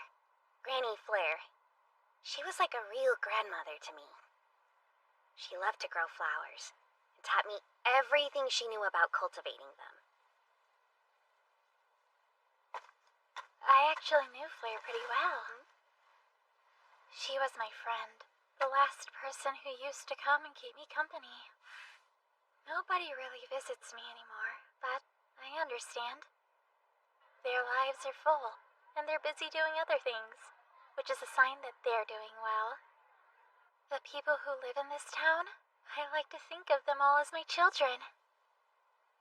Hey, I just realized. Lapis is your hometown, isn't it? What's a hometown? It's the place where you belong. Your soul's connected to it. And when you're there, your heart feels at ease and can relax. Another way to put it is, it's the place where we put down our roots. Oh, that's a lovely way of looking at it. Know what? I think you're right about that. Anyway, this place sure brings back memories. This is where I cast that cherry blossom spell. Sorry? It's a tree from the Far East that produces these beautiful pink flowers during the springtime. I was able to recreate them for a brief moment. It sounds wonderful. I wish I could make beautiful, memorable flowers bloom the way you did. Oaks are rather plain-looking trees. Next time, I'll try to entertain everyone more. That way, I can bring a little joy to the people of Lapis. That's my wish.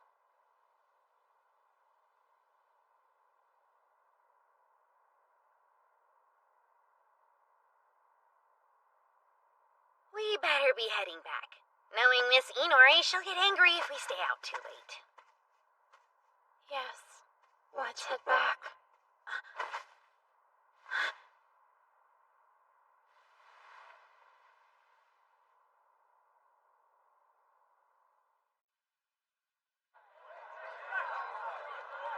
Please, nobody is permitted past this point. We need everyone to stand back. It's dangerous over there, so keep a safe distance. Meg, we should get started preparing the ritual. Okay. So where'd the spirit go? Hopefully she's nearby. She should be here. Go and find her. We won't be able to return her to the cosmos if she chooses to hide. My one request for Miss Inori is to cast a spirit returning spell. A formula constructed by one of the 7 sages might be able to return Selena to the cosmos. Selena! Where did you go? It's May! Come out! Selena! Answer me! I know you're here!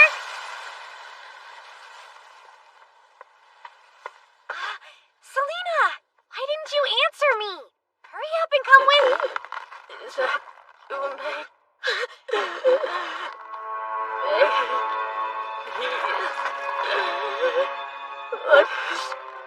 What's happening to me? I need you, Meg.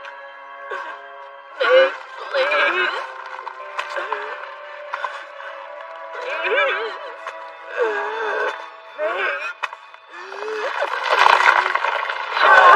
Meg! Where'd you run off to?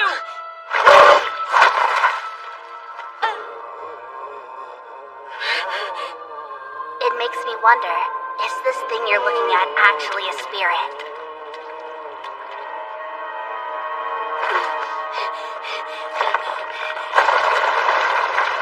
Miss Inori! Selena! I've got bad news.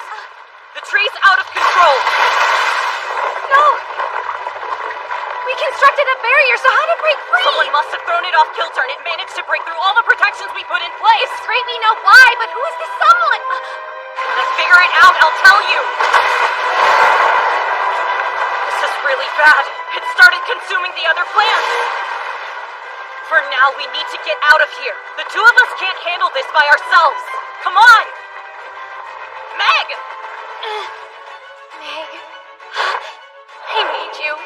Please help. You're the one who has to kill me. Hurry! If anything happens, I know you have what it takes to handle it. Selena hasn't completely turned into a monster yet. She's still fighting to protect the town she loves. Don't! Get back here! Meg! Selena!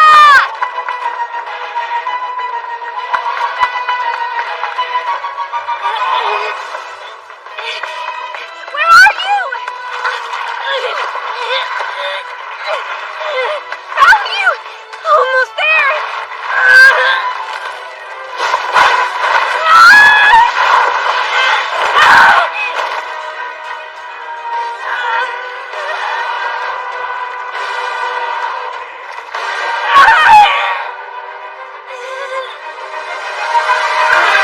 Do as every famous mage has done before you. After you have reached your decision, you must stick to it.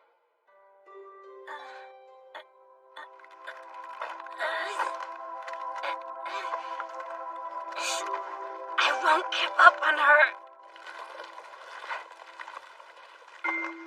Hold on, Selena. I'm going to save you!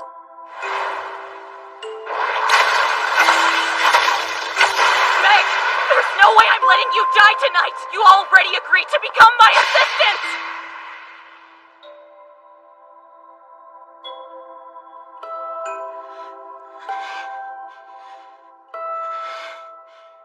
If I activate this, I'll die. But if Lapis will be safe, then it's worth it.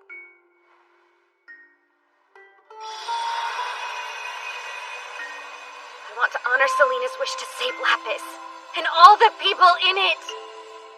I wish I could make beautiful, memorable flowers bloom the way you did.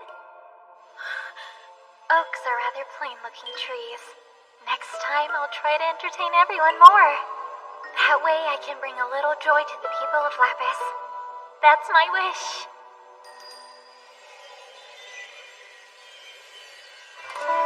Selena, that's right. Show everyone your inner beauty. Thank you, Meg, for everything.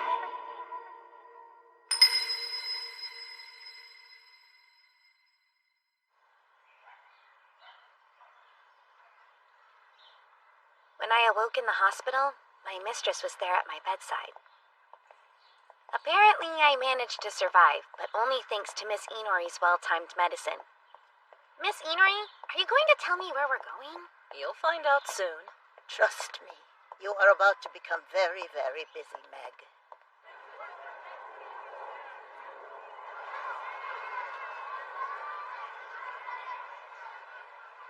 You're saying I did this?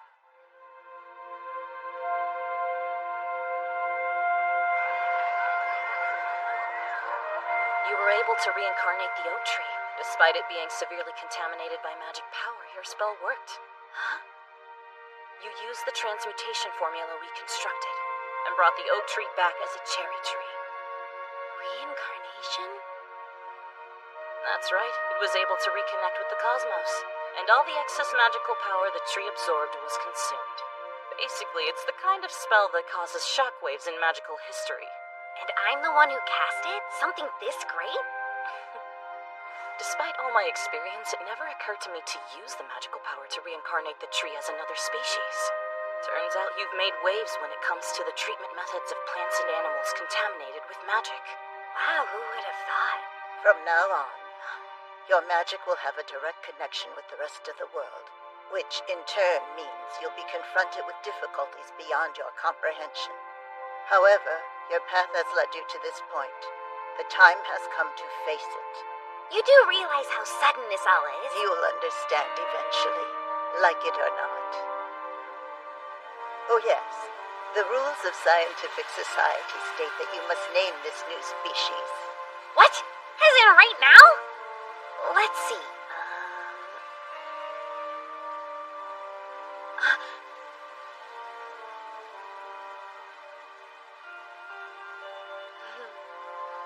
How about Lapis Selena?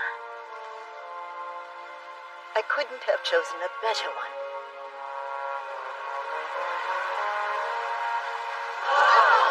Despite once being forgotten, the guardian spirit was beloved by the people once again.